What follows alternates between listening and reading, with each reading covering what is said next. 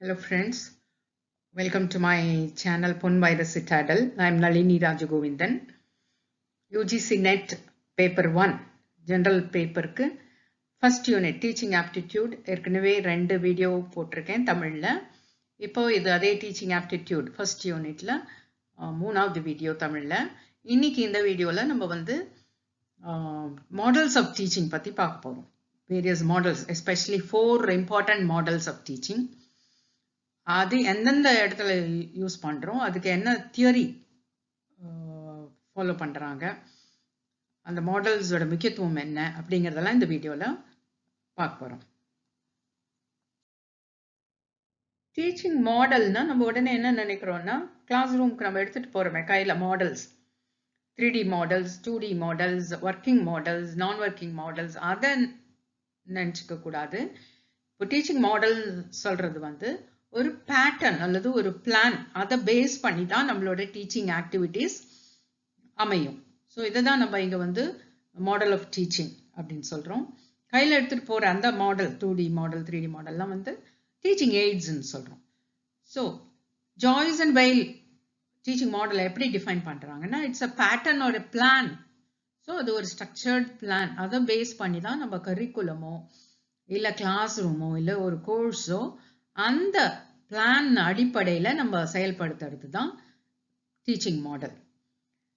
So ஒவ்வொரு model, இப்போ நம்ம 4 முக்கியமான மாடல்ஸ் பற்றி பார்க்க போகிறோம். அந்த ஒவ்வொரு மாடலும் ஒரு குறிப்பிட்ட பர்பஸ், ஒரு குறிப்பிட்ட நோக்கத்தை நிறைவேற்றுவதற்காக தயாரிக்கப்பட்டது. ஸோ டீச்சர் வந்து எந்த மாடலை யூஸ் பண்ண போகிறாங்க அன்னைக்கு கிளாஸில் அப்படிங்கிறது அவங்களோட நோக்கம், என்ன நோக்கமோ அதை பொறுத்து தான் அவங்க மாடலை செலக்ட் பண்ணணும். ஸோ ஒவ்வொரு மாடல் கீழேயும் நிறைய சப் மாடல்ஸ்லாம் உண்டு. அந்த 4 முக்கியமான மாடல்களை பற்றி இன்னைக்கு பார்ப்போம். இந்த 4 மாடல்லையும் 4 ஃபேமிலிஸ் ஆஃப் டீச்சிங் மாடல்ஸ்ன்னு சொல்கிறோம். ஏன் ஃபேமிலிஸ்ன்னு சொல்கிறோம்னா, அது ஒரே ஒரு மாடல் இல்லை, அதுக்குள்ள அது ஒரு பெரிய ஃபேமிலி. ஸோ அது கீழே நிறைய அந்த சப் மாடல்ஸ் இருக்கு, அதுக்கு கீழே மெத்தட்ஸ் இருக்கு, அதுக்கு கீழே ஸ்ட்ராட்டஜிஸ், அதுக்கு கீழே டெக்னிக்ஸ் வருது. ஸோ இதில் மாடல்ங்கிறது ஒரு பெரிய அமைப்பு மேலே இருக்கிறது, அதுக்கு கீழே நிறைய சப் மாடல்ஸ், அதுக்கு கீழே மெத்தட்ஸ், அதுக்கு கீழே ஸ்ட்ராட்டஜிஸ், டெக்னிக்ஸ், இதெல்லாம் சின்ன சின்ன நுணுக்கங்கள் டீச்சர் உபயோகிக்கிறது. ஸோ இந்த 4 ஃபேமிலி, முக்கியமான 4 ஃபேமிலி ஆஃப் டீச்சிங் மாடல்ஸ் என்னன்னு பார்த்தா, முதல் வந்து behaviour modification model. So behaviour alteration model or behaviour modification மாடல்னு சொல்கிறோம். இதை கண்டின்ஜென்சி மேனேஜ்மெண்ட் மாடல்னு சொல்கிறோம். அடுத்ததாக பார்த்தா இன்ஃபர்மேஷன் ப்ராசஸிங் மாடல், மூணாவது சோஷியல் இன்டராக்ஷன் மாடல், நாலாவது பர்சனல் டெவலப்மெண்ட் மாடல். இந்த ஒவ்வொரு மாடலும், இந்த 4 மாடலுக்கும் ஒரு தியரிட்டிக்கல் பேக்ரவுண்ட் உண்டு. அதாவது என்ன theory? Theory of learning. So அந்த தியரி ஆஃப் லேர்னிங்கை பேஸ் பண்ணி தான் இந்த மாடலோட அமைப்பு அமைக்கப்பட்டிருக்கு. இப்போ பிஹேவியர் மாடிஃபிகேஷன் மாடல்னு பார்த்தோம்னா, அது எந்த தியரியை சப்போர்ட் பண்ணுதுன்னா, behaviourism theory of learning. So என்ன தியரினா என்னது? Theory of learning. தியரினா எதையோ அதை பற்றியோ எக்ஸ்பிளைன் பண்ணுறது. தியரி ஆஃப் லேர்னிங்னா லேர்னிங்கை பற்றி சொல்கிற கோட்பாடுகள் தான் தியரி ஆஃப் லேர்னிங். எப்படி லேர்னிங் நடக்குது, எந்த சூழ்நிலையில் நடக்கும், அதுக்கு தேவையான கண்டிஷன்ஸ் என்னென்ன, லேர்னிங்னா என்ன, ஸோ அதோட நேச்சர் என்ன, இப்படியெல்லாம் அதை பற்றி சொல்கிறது தான் தியரி. ஸோ இந்த ஒவ்வொரு மாடலும் அந்த தியரியை பேக்ரவுண்டில் வச்சுட்டு தான் இந்த மாடலே அமைக்கப்பட்டிருக்கு. ஸோ இந்த பிஹேவியர் மாடிஃபிகேஷன் மாடலுங்கிறது பிஹேவியரிசம் ஸ்கூல் ஆஃப் சைக்காலஜி, அதை பேஸ் பண்ணி அமைஞ்சிருக்கு. அதே மாதிரி இன்ஃபர்மேஷன் ப்ராசஸிங் மாடலுங்கிறது காக்னிட்டிவிசம், இது another school of psychology. So learning எப்படி தான் நடக்குது, பிரெயினில் தான் நடக்குதுன்னு சொல்கிறது தான் காக்னிட்டிவிசம். அதே பிஹேவியரிசம் நம்ம வெளியில் change in the behaviour. So உள்ள நுழைய போகிற போது இருக்கிற பிஹேவியரும் நம்ம கற்றுக்கிட்ட பிறகு இருக்கிற பிஹேவியரும் வேற வேற. So change in the behaviour, வெளியில் நடக்கிறது அப்சர்வபிள் பிஹேவியர் சேஞ்ச், அதுதான் லேர்னிங்னு சொல்கிறது தான் பிஹேவியரிசம். ஸோ இன்ஃபர்மேஷன் ப்ராசஸிங் மாடலுங்கிறது நம்ம இப்படி ஜஸ்ட் வெளியில் நடக்கிற பிஹேவியர், பார்க்குற பிஹேவியர் இல்லை, உள்ள நம்ம மண்டைக்குள்ள பிரெயின்குள்ள பிளாக் பாக்ஸ்ன்னு சொல்லியிருக்காங்க ஒரு காலத்தில் பிரெயினை. ஏன்னா உள்ள நடக்கிறது என்னன்னு யாருக்கும் தெரியாது. ஸோ இதை வந்து இது ஸோ பிரெயினில் நடக்கிறது என்ன, லேர்னிங் நடக்கிறது உள்ளே நடக்கணும். ஸோ இன்ஃபர்மேஷனை வாங்குறீங்க, ஸ்டோர் பண்ணுறீங்க, மெமரியில் வைக்கிறீங்க, ரெட்ரீவ் பண்ணுறீங்க, அது வேணுங்கிற சமயத்தில் யூஸ் பண்ணுறீங்க, அனலைஸ் பண்ணுறீங்க, அதை எவாலுவேட் பண்ணுறீங்க, கம்பேர் பண்ணுறீங்க, கான்ட்ராஸ்ட் பண்ணுறீங்க, ஃபார்முலாவை யூஸ் பண்ணுறீங்க, அப்ளை பண்ணுறீங்க. ஸோ இதெல்லாம் பிரெயின்குள்ள நடக்கிற வேரியஸ் ஆக்டிவிட்டிஸ். இதுதான் நம்ம என்ன சொல்கிறோம், இன்ஃபர்மேஷன் ப்ராசஸிங். வாங்குற இன்ஃபர்மேஷனை பிரெயின்குள்ளே போட்டு அதை ப்ராசஸ் பண்ணி நமக்கு தேவையானப்போ யூஸ் பண்ணிக்கிறது தான். இந்த மாதிரி நடக்கிறது தான் லேர்னிங்னு சொல்கிறது தான் காக்னிட்டிவிசம். ஸோ இந்த காக்னிட்டிவிசம் தியரி ஆஃப் லேர்னிங்கில் அடிப்படையில் அமைஞ்சது தான் information processing model of teaching. அந்த மாதிரி இது மூணாவது model, teaching model, social interaction model. So learning எப்படி நடக்குதுன்னா, மண்டைக்குள்ள நடக்கிறதோ இல்லை வெளியில நடக்கிறதோ இல்லை, சொசைட்டில நடக்கணும், அதுதான் லேர்னிங் சொல்றது தான் சோஷியல் இன்டராக்ஷன் மாடல். இது கன்ஸ்ட்ரக்டிவிசம், நியூ ஸ்கூல் ஆஃப் பிலாசபி. இந்த கன்ஸ்ட்ரக்டிவிசம்ங்கிறது இன்னொரு தியரி ஆஃப் லேர்னிங். ஸோ இந்த தியரி என்ன சொல்லுதுன்னா, லேர்னிங் வந்து மண்டைக்குள்ள நடக்கிறதும் சரி, வெளியில நடக்கிறதும் சரி, எல்லாமே ரைட் தான். ஸோ அந்தந்த பார்ட்டுக்கு சில தியரி, சில லேர்னிங் எக்ஸ்பிளைன் பண்ணது பிஹேவியரிசம், சில லேர்னிங் எக்ஸ்பிளைன் பண்ணது காக்னிட்டிவிசம், சில லேர்னிங் எக்ஸ்பிளைன் பண்றது இந்த சோஷியல் இன்டராக்ஷன் தியரி ஒரு கன்ஸ்ட்ரக்டிவிசம். ஸோ இந்த கன்ஸ்ட்ரக்டிவிசம் தியரி ஆஃப் லேர்னிங் என்ன சொல்லுதுன்னா, நம்ம லேர்னிங் வந்து ஜஸ்ட் மணிக்குள்ள நடக்கிறது மட்டும் இல்லை, வெளி உலகத்துல நடக்கணும். இப்போ வீட்டில் மட்டுமா, நீங்க ஸ்கூல்ல மட்டுமா கத்துக்கிறீங்க? இல்லை, வீட்லயும் எவ்வளவோ கத்துக்கிறீங்க, ரோட்ல எவ்வளவோ கத்துக்கிறோம். சிக்னல் சிக்னல் இதெல்லாம் எப்போ கத்துக்கிறோம்? சில சமயம் நம்ம கிளாஸ் ரூம்ல சொல்லி கொடுக்குறாங்க, வீட்லயும் சொல்லி கொடுக்குறாங்க. சம்டைம்ஸ் நம்ம அதை வந்து வெளியில பார்த்தோம் கத்துக்கிறோம். மக்கள் என்ன செய்யறாங்க, என்ன பேசிக்கிறாங்க, லாங்குவேஜ் ஃபார் எக்ஸாம்பிள். ஸோ நீங்க போற வர பஸ்ல, ட்ரெயின்ல, நீங்க போற கடையில, ஸோ இதெல்லாம் நம்ம பார்த்து புதிய புதிய வார்த்தைகளை கத்துக்கிறோம், புதிய புதிய லாங்குவேஜ் கத்துக்கிறோம், புதிய புதிய கான்செப்ட் கத்துக்கிறோம். ஸோ சோஷியல் இன்டராக்ஷன் எவ்வளவுக்கு எவ்வளவு நீங்க அடுத்தவங்களோட பழகுறீங்களோ, சொசைட்டில பழகுறீங்களோ, அவ்வளவுக்கு அவ்வளவு நீங்க புதிய நாலேஜை கன்ஸ்ட்ரக்ட் பண்ணிட்டே போறீங்க. இது டீச்சர் கொடுக்கறது, ஸ்டூடெண்ட் வாங்கிக்கிறது, டீச்சர் மண்டையில போடுறது, ஸ்டூடெண்ட் ரொப்பிக்கிறதுங்கிற விவகாரமே கிடையாது. இது வந்து இன்டராக்ஷன். நீயும் பேசணும், நீயும் கேட்கணும், நீயும் கம்யூனிகேட் பண்ணணும், டீச்சரும் கம்யூனிகேட் பண்ணணும், மற்றவங்களும் கம்யூனிகேட். அதுலேருந்து வர பல்வேறு இடைவினையாற்றல்னு சொல்றோம். இந்த வினையாற்றல் செயல் புரிதல் மூலமாகத்தான் இந்த நாலேஜ் கன்ஸ்ட்ரக்ட் ஆகுது. புதிய நாலேஜ், ஏற்கனவே இருந்த அறிவு ஏற்கனவே கொஞ்சம் நமக்கு தெரியும். ஸோ புதுசா நம்ம வந்து மற்றவங்களோட இன்ட்ராக்ட் பண்ணும்போது புதிய அனுபவத்தை அதோட சேர்த்து நம்ம புதுசா கத்துக்கிறோம், பழைய கற்றலை மாற்றி அமைச்சுக்கிறோம். ஸோ இதெல்லாம் வந்து சோஷியல் இன்டராக்ஷன் மாடல் வந்து இந்த கன்ஸ்ட்ரக்டிவிசம் தியரி ஆஃப் லேர்னிங் அடிப்படையில் அமைந்தது தான் சோஷியல் இன்டராக்ஷன் மாடல். அடுத்த மாடல் என்ன சொல்லுது, பர்சனல் டெவலப்மெண்ட் மாடல் என்ன சொல்லுதுன்னா, இதெல்லாம் ரைட்ஸ், பிஹேவியர்ல மாற்றம் நடக்கணும், மண்டையில ப்ராசஸ் பண்ணணும் இன்ஃபர்மேஷனை, சொசைட்டில கத்துக்கணும், ஓகே. பட் பர்சனலா டெவலப் ஆகணும். அது என்ன பர்சனல் டெவலப்மெண்ட்? ஒருத்தவங்க அவங்க உள்ளாரேந்து அந்த என்ன செல்ஃப் கான்செப்ட், அதாவது நம்மளோட ஒவ்வொருத்தருக்கும் ஒரு சுய மதிப்புன்னு ஒண்ணு உண்டு. ஸோ அதை நம்மளோட முழு உள் நம்மளோட என்னோட இதை வெளியில கொண்டு வரணும், என்னோட திறமைய. அதுக்கு ஒவ்வொருத்தருக்கும் அந்த உள் உணர்வு இருக்கணும். இந்த முழு திறமையும் வெளியில கொண்டு வர்றது தான் செல்ஃப் ஆக்சுவலைசேஷன் சொல்றோம். அதுக்கு மோட்டிவேஷன் வேணும். சில பேருக்கு வெளியில இருந்து மோட்டிவேஷன் கிடைக்கும், சில சமயம் இன்ட்ரின்சிக் மோட்டிவேஷன், எக்ஸ்ட்ரின்சிக் மோட்டிவேஷன் சொல்றோம்.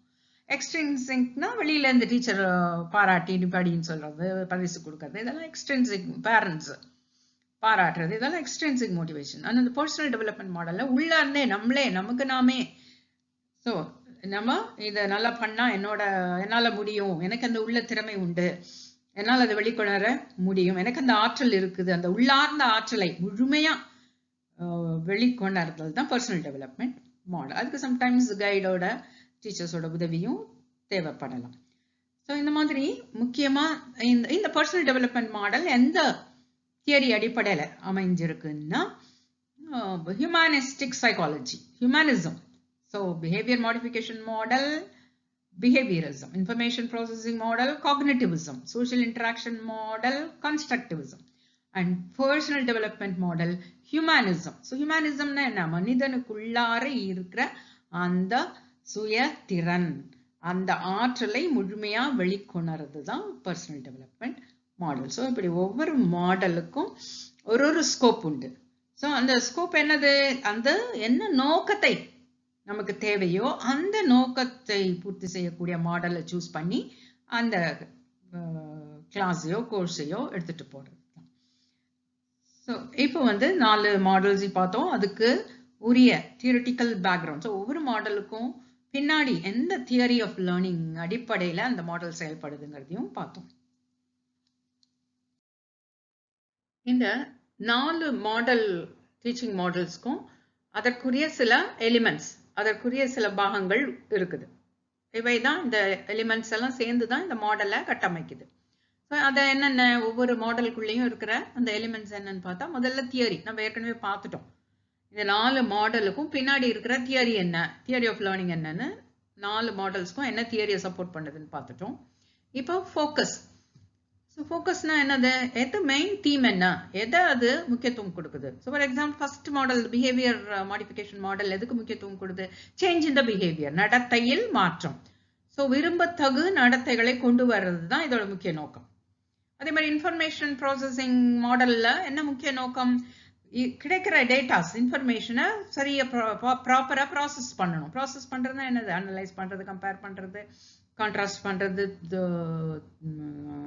தொகுக்கிறது, பகுக்கிறது, அதை மதிப்பிடுறது, ரைட் எது தவறு எதுன்னு கண்டுபிடிக்கிறது, ஜஸ்டிஃபை பண்றது, இதெல்லாம் தான் இன்டர்பிரட் பண்றது.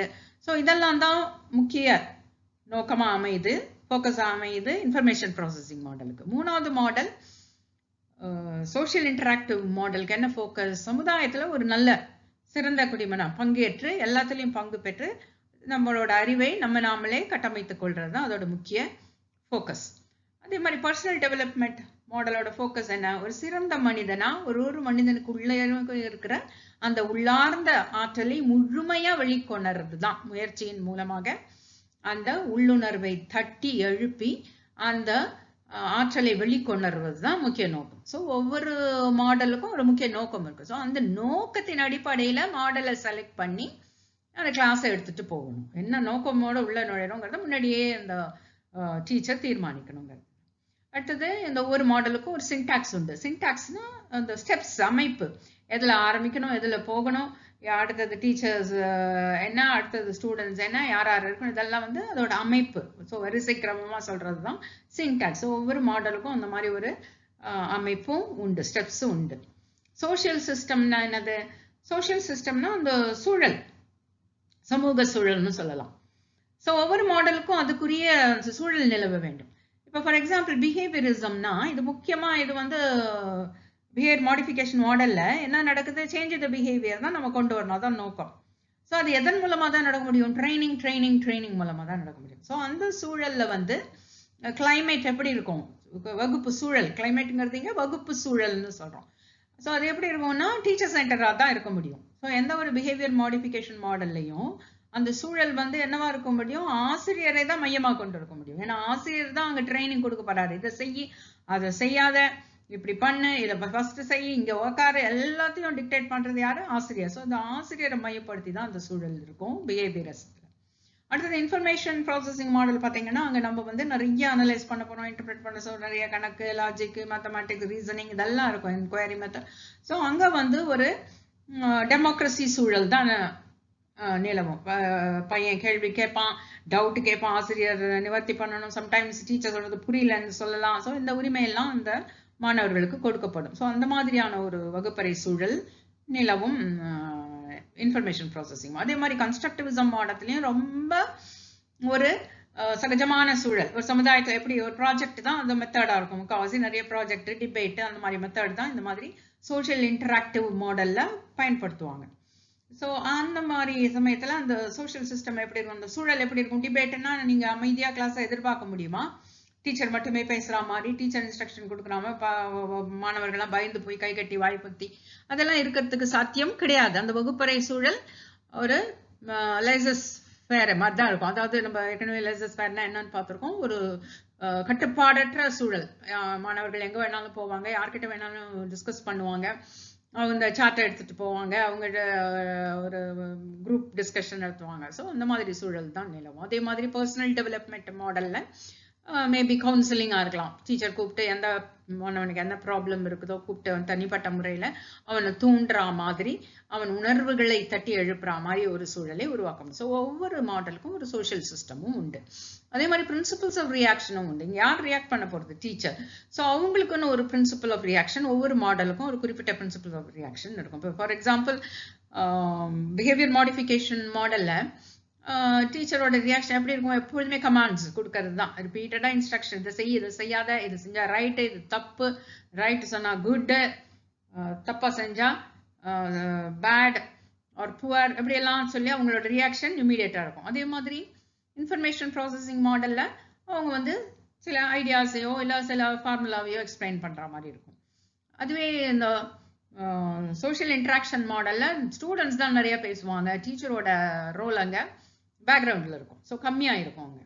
ஸோ இந்த டீச்சரோட ரோல் என்ன, ஸ்டூடெண்ட்டோட ரோல் என்ன, இதெல்லாம் தான் இந்த சோஷியல் சிஸ்டம் தீர்மானிக்குது. ரியாக்ஷனுங்கிறது இங்கே ஸ்டூடெண்ட்ஸோட ரியாக்ஷன், டீச்சர்ஸ் எப்போ ரியாக்ட் பண்ணணுங்கிறது. ஸோ இந்த டீச்சர் ரியாக்ட் பண்ணுறது, ரீஎன்ஃபோர்ஸ்மெண்ட் எப்போ கொடுக்கறது, ரீஎன்ஃபோர்ஸ்மெண்ட் எப்போ கொடுக்கக்கூடாது. ஸோ நிறைய ரீஎன்ஃபோர்ஸ்மெண்ட் கொடுக்கறது வந்து behaviourism model, the behavior modification model. So இந்த சோஷியல் இன்ட்ராக்ஷன் மாடலில் ஸ்டூடெண்ட்ஸ் தான் நிறையா ரியாக்ட் பண்ணுவாங்க. ஸோ அதே மாதிரி இந்த பர்சனல் டெவலப்மெண்ட் மாடல்லையும் ஸ்டூடெண்ட் அவங்களோட உள்ளார்ந்த திறனை உணர்ந்து அவங்களே மோட்டிவேட் ஆகி அவங்களே செயல்படுவாங்க. ஸோ இந்த ஒவ்வொரு மாடல்லையும் டீச்சரோட ரோல் என்ன, அந்த ஸ்டூடெண்ட்ஸோட ரோல் என்னங்கிறதும் தீர்மானிக்கப்பட்டிருக்கு. அடுத்த எலிமெண்ட் என்னன்னு பார்த்தீங்கன்னா சப்போர்ட் சிஸ்டம். சப்போர்ட் சிஸ்டம்ங்கிறது நம்ம வகுப்பறையில் உபயோகிக்கக்கூடிய உபகரணங்கள், டீச்சிங் எய்ட்ஸ்ன்னு சொல்கிறோம் இல்லையா, அந்த மாதிரி whether blackboard and chart use பண்ண போகிறோமா, இல்லை ப்ரொஜெக்டர் அண்ட் ஸ்லைட்ஸ் யூஸ் பண்ண போகிறோமா, இல்லை ஸ்மார்ட் போர்டு யூஸ் பண்ண போகிறோமா, இல்லை வெளியில் கூட்டிகிட்டு போக போகிறோமா, ஃபீல்டுக்கு போக போகிறோமா, இதெல்லாம் தான் support system. And application. So எங்கே இந்த மாடலை அப்ளை பண்ண போகிறோங்கிறது தான் அப்ளிகேஷன். ஸோ இந்த டீச்சருக்கு தான் தெரியும் என்ன டாபிக், என்ன பர்டிகுலராக இன்னைக்கு டீச் பண்ண போகிறோம், நம்மளோட ஸ்டூடெண்ட்ஸ் கிட்டேருந்து என்ன எதிர்பார்க்குறோம். நடத்தையில் மாற்றம் எதிர்பார்க்குறீங்களா, ஏதோ உங்களுக்குரிய ஒரு ஃபோபியா இல்லை ஒரு பயத்தை போக்கணுமா, இல்லை உங்களுக்கு ஒரு குட் ஹேபிட்டை ஃபார்ம் பண்ணணுமா, தென் எதுக்கு பிஹேவியர் மாடிஃபிகேஷன் மாடல், ட்ரைனிங், இதை பண்ண, இதை செய்ய, குட் செஞ்ச, very good, keep it up. அதோ இது செய்யலையா, ஏன் செய்யலை, come on, you are not involved in the class, you stand outside. So அந்த மாதிரி ரிவார்ட் அண்ட் பனிஷ்மெண்ட் இதெல்லாம் மாற்றி கொடுத்து அந்த மாதிரி கொண்டு வரும்போது அந்த மாதிரியான நோக்கம் தேவைப்பட்டதுன்னா பிஹேவியர் மாடிஃபிகேஷன் தான் நம்ம நோக்கம்னா நீங்கள் எந்த மாடல் சூஸ் பண்ணணும், பிஹேவியர் மாடிஃபிகேஷன் மாடல்.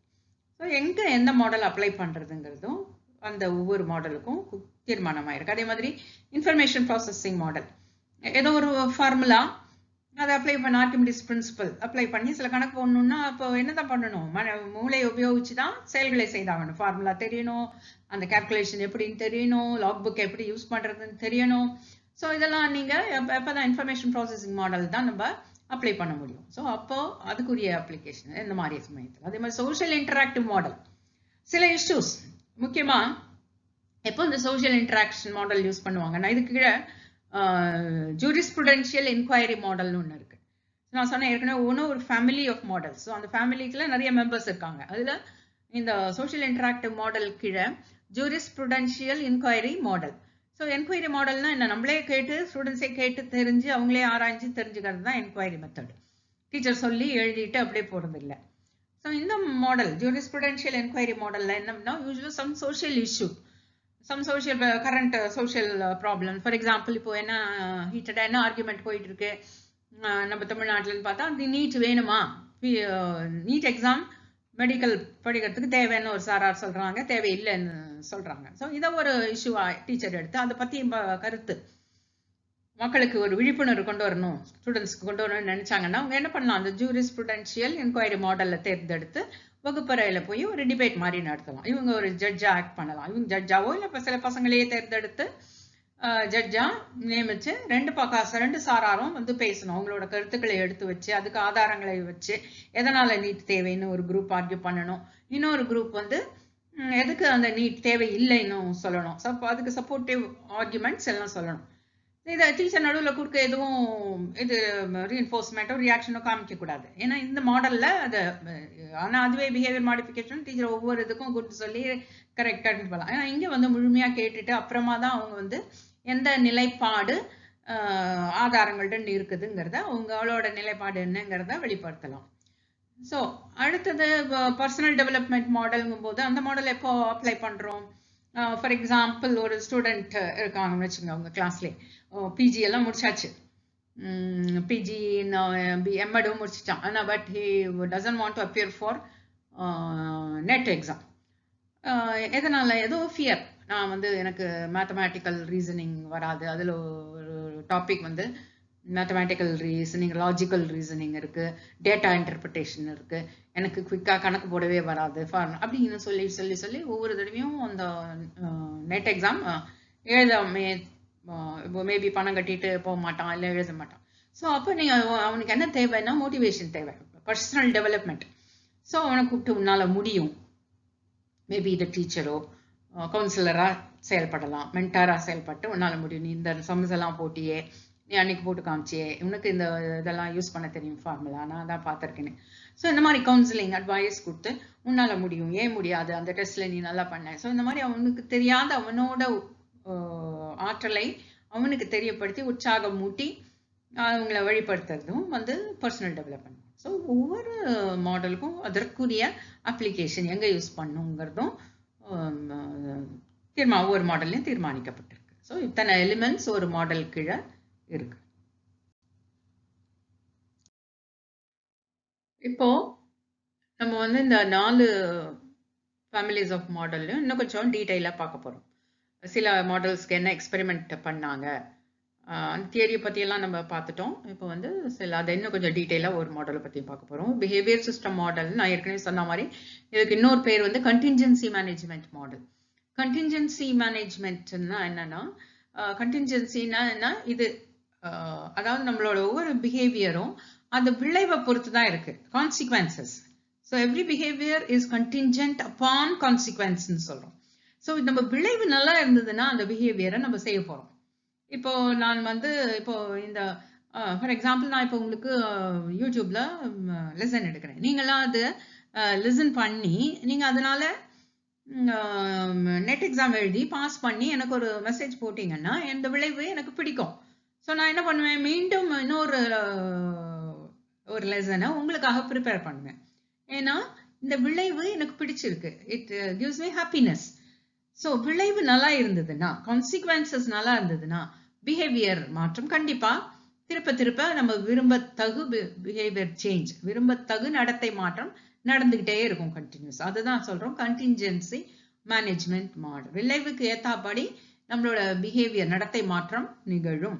ஸோ இதை வந்து எக்ஸ்பெரிமெண்டல் ரீதியா நிறைய எக்ஸ்பெரிமெண்ட், ஸ்கின்னரோட எக்ஸ்பெரிமெண்ட், பாவ்லோட எக்ஸ்பெரிமெண்ட் எல்லாம் பண்ணி அனிமல்ஸ்லே இது அந்த லேர்னிங் நடந்திருக்கு. என்ன பிஹேவியர் சேஞ்ச் வேணுமோ, ஸோ போய் பறவைகளை என்ன பண்ணும், சில புறா இது கிரெயின்ஸ் கொத்தும், அது கதவு மூடி இருந்தாலும் அது போய் எங்கேயோ தற்செயலா தொடர்ந்து ஒரு தடவை கிரெயின்ஸ் கிடைச்சிச்சுன்னா அந்த தற்செயலா நடந்த நிகழ்ச்சியை மீண்டும் மீண்டும் அது கத்துக்கிட்டு தானா அதை செஞ்சு அந்த கிரெயின்ஸை எடுத்துக்கும் ஓப்பன் பண்ணி. ஸோ இதெல்லாம் வந்து விளைவின் காரணமாக ஏற்படுது. இந்த விளைவு பிளீசிங்கா இருந்ததுன்னா, விரும்பத்தகுதா இருந்ததுன்னா இந்த நடத்தை மாற்றம் தானாகவே நிகழும். ஸோ தொடர்ந்து அந்த தூண்டுதல்களை கொடுத்துட்டு இருக்கணும், இந்த ரீஎன்ஃபோர்ஸ்மெண்ட்டையும் நம்ம கொடுத்துட்டு வரணும். ஸோ இதுதான் வந்து பிஹேவியர் மாடிஃபிகேஷன் மாடல் சொல்றோம், கண்டின்ஜென்சி மேனேஜ்மெண்ட் மாடல் சொல்றோம். முக்கியமா இது நம்ம ஏற்கனவே பார்த்தோம், இந்த ட்ரைனிங் சம்பந்தமா நிறைய ட்ரைனிங் கொடுக்கணும். ஒரே மாதிரியான விஷயம், ஸ்விம்மிங்க்கு ட்ரைனிங் கொடுக்கணும், மார்ச் பாஸ்ட்டுக்கு ட்ரைனிங் கொடுக்கணும், கணக்கு போடுறதுக்கு ட்ரைனிங். ஸோ இப்படி பண்ணு, இப்படி பண்ணு, இதான் first step, second step, third step, இதை பண்ணு, திருப்பி பண்ணு, குட் குட் குட், இதான் ரீஎன்ஃபோர்ஸ்மெண்ட். ஸோ அப்படி சொல்ல சொல்ல சொல்ல ஒவ்வொரு ஸ்டெப்பா அந்த பசங்க கத்துக்கிட்டு இருப்பாங்க. ஸோ இதுதான் வந்து இந்த ஸ்டாண்டர்டைஸ்ட் டெஸ்ட் ஸ்கோர்ஸ். நிறைய இந்த ஸ்கோர்ஸ்ல மார்க் வரணும், இந்த ரீடிங் டெஸ்ட்ல இல்லை ரைட்டிங் டெஸ்ட்ல இல்ல சில மேத்தமேட்டிக்கல் டெஸ்ட்ல ஸ்கோர் நிறைய எடுக்கணும்னா இந்த ட்ரைனிங் மெத்தட் தான் பயன்படும். இந்த ட்ரைனிங் மெத்தடை தான் அடாப்ட் பண்ணணும். அப்போ போய் நீ பர்சனல் மோட்டிவேஷன் சொல்லி அவங்களை கூப்பிட்டு வச்சு கவுன்சிலிங் கொடுத்தா என்ன, அவனுக்கு எப்படி கூட்டுறதுனே தெரியாது, வாய்ப்பாடே தெரியாது, எப்படி அந்த பேசிக் அரித்மெட்டிக் சம் போடுவான். ஸோ இங்கே அந்த மெத்தட் உதவும்னா பிஹேவியர் மாடிஃபிகேஷன் மாடல் தான், அதாவது பிஹேவியர் சிஸ்டம் மாடல்னு சொல்றோம். ஸோ ட்ரைனிங் தான் கொடுக்கணும். ஸோ ஒவ்வொன்றுத்துக்கும் ஒவ்வொரு அப்ளிகேஷன் உண்டுன்னு பார்த்தோம். ஃபர்ஸ்ட் மாடல் பிஹேவியரல் சேஞ்ச் மாடலில் நம்ம வந்து ட்ரைனிங் கொடுக்கறதுக்கெல்லாம் இந்த மாடல் தான் உபயோகிக்கிறோம்னு பார்த்தோம். அண்ட் ஒவ்வொரு மாடலுக்கும் ஒரு தியரிட்டிக்கல் பேக்ரவுண்ட் உண்டுன்னு பார்த்தோம். நிறைய எக்ஸ்பெரிமெண்டல் பேஸஸும் உண்டு. நிறைய எக்ஸ்பெரிமெண்ட் சயின்டிஸ்ட், கவுன்சிலர்ஸ், சைக்காலஜிஸ்ட் இவங்கெல்லாம் வந்து நிறைய எக்ஸ்பெரிமெண்ட் பண்ணி தான் இந்த தியரிஸ் ஆஃப் லேர்னிங்கை டெவலப் பண்ணாங்க, இந்த மாடல்ஸையும் டெவலப் பண்ணாங்க. அப்படி பார்க்கும்போது இந்த behavioural change model of teaching develop பண்ணுறதுக்கு அடிப்படையாக அமைஞ்சது சில எக்ஸ்பெரிமெண்ட்ஸ். அதில் இந்த ஃபேமஸ் எக்ஸ்பெரிமெண்ட்ஸ் பாவ்லாவ்ங்கிற ஒரு சைக்காலஜிஸ்ட் இவர் செஞ்ச ஒரு எக்ஸ்பெரிமெண்ட் வந்து ரொம்ப ஃபேமஸ். இது என்னன்னா, இவர் வந்து ஒரு டாக், அது வந்து இந்த டாக் வந்து எப்பொழுதும் உணவை பார்க்கும்போது அது வாயிலேருந்து எச்சி வரும், உங்களுக்கு தெரியும். ஸோ இப்போ வந்து இவர் என்ன பண்ணுறாருன்னா, ஒரு தனியாக அதுக்கு ஃபுட்டு கொடுக்கும்போது இந்த நாய் அந்த எச்சி வர்றதை பார்க்குறாரு. அப்போ இதை வந்து ஒரு எக்ஸ்பெரிமெண்ட் செஞ்சு பார்க்குறாரு. டெய்லி இது ஃபுட் எடுத்துகிட்டு வருவார், நாய் வந்து எச்சி வரும். இந்த எச்சியை வந்து இவர் ஒரு ஸ்மால் கண்டெய்னர், அந்த படத்தை பாருங்க, அதில் வந்து இந்த பக்கம் இருக்கிறது சயின்டிஸ்ட், இந்த பக்கம் இருக்கிறது அவரோட எக்ஸ்பெரிமெண்ட். ஸோ இந்த கண்டெய்னரில் வந்து அந்த எச்சியை கலெக்ட் பண்ணி அந்த கண்டெய்னரோட ஒரு முள்ளு ஒன்று இணைக்கப்பட்டிருக்கு. அந்த முள்ளு வந்து ஒரு ரொட்டேட்டிங் ட்ரம்மில் சுற்றும்.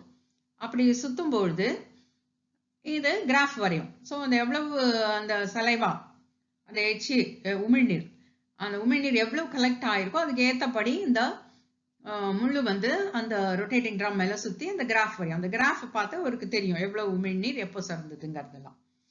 ஸோ இதை பாரு, டெய்லி அது ஃபுட்டை வைக்கிறாரு, இது உமிழ்நீர் சுரக்குது. ஸோ சில நாள் கழிச்சு இவர் என்ன பண்ணுறாரு, ஒவ்வொரு டைம் ஃபுட்டு கொடுக்கும்போதும் ஜஸ்ட் அதுக்கு ஃபியூ செகண்ட்ஸ் முன்னாடி, ஃபுட்டு கொடுக்கறதுக்கு ஜஸ்ட் பிஃபோர் ஒரு பெல் அடிப்பார்.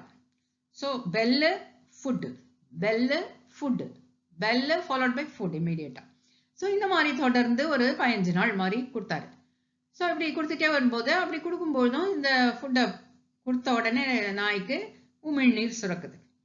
ஓகே, இது நடந்தது ஒரு 15 நாள். அதுக்கப்புறம் ஒரு 15 நாள் என்ன பண்ணாருன்னா, இந்த பெல் அடிக்கிறாரு, பெல் அடிச்சு கொஞ்சம் கேப் விடுறாரு, ஃபுட்டே கொடுக்கல. வெறும் பெல் அடிச்ச உடனேவே அந்த நாய்க்கு உமிழ்நீர் சுரக்குது. ஃபுட்டே பார்க்கல, ஜஸ்ட் பெல்ல அடிச்ச உடனேவே உமிழ்நீர் சுரக்குது. ஸோ இது எதனால? இங்கதான் கண்டிஷனிங் சொல்றோம், லேர்னிங். நீங்கெல்லாம் சொல்றீங்க, இது என்ன, எங்களுக்கும் தான் பெல் அடிச்ச உடனே உமிழ்நீர் சுரக்குது, வயிற்றுல அமிலம் சுரக்குது. So yes, that is also conditioning.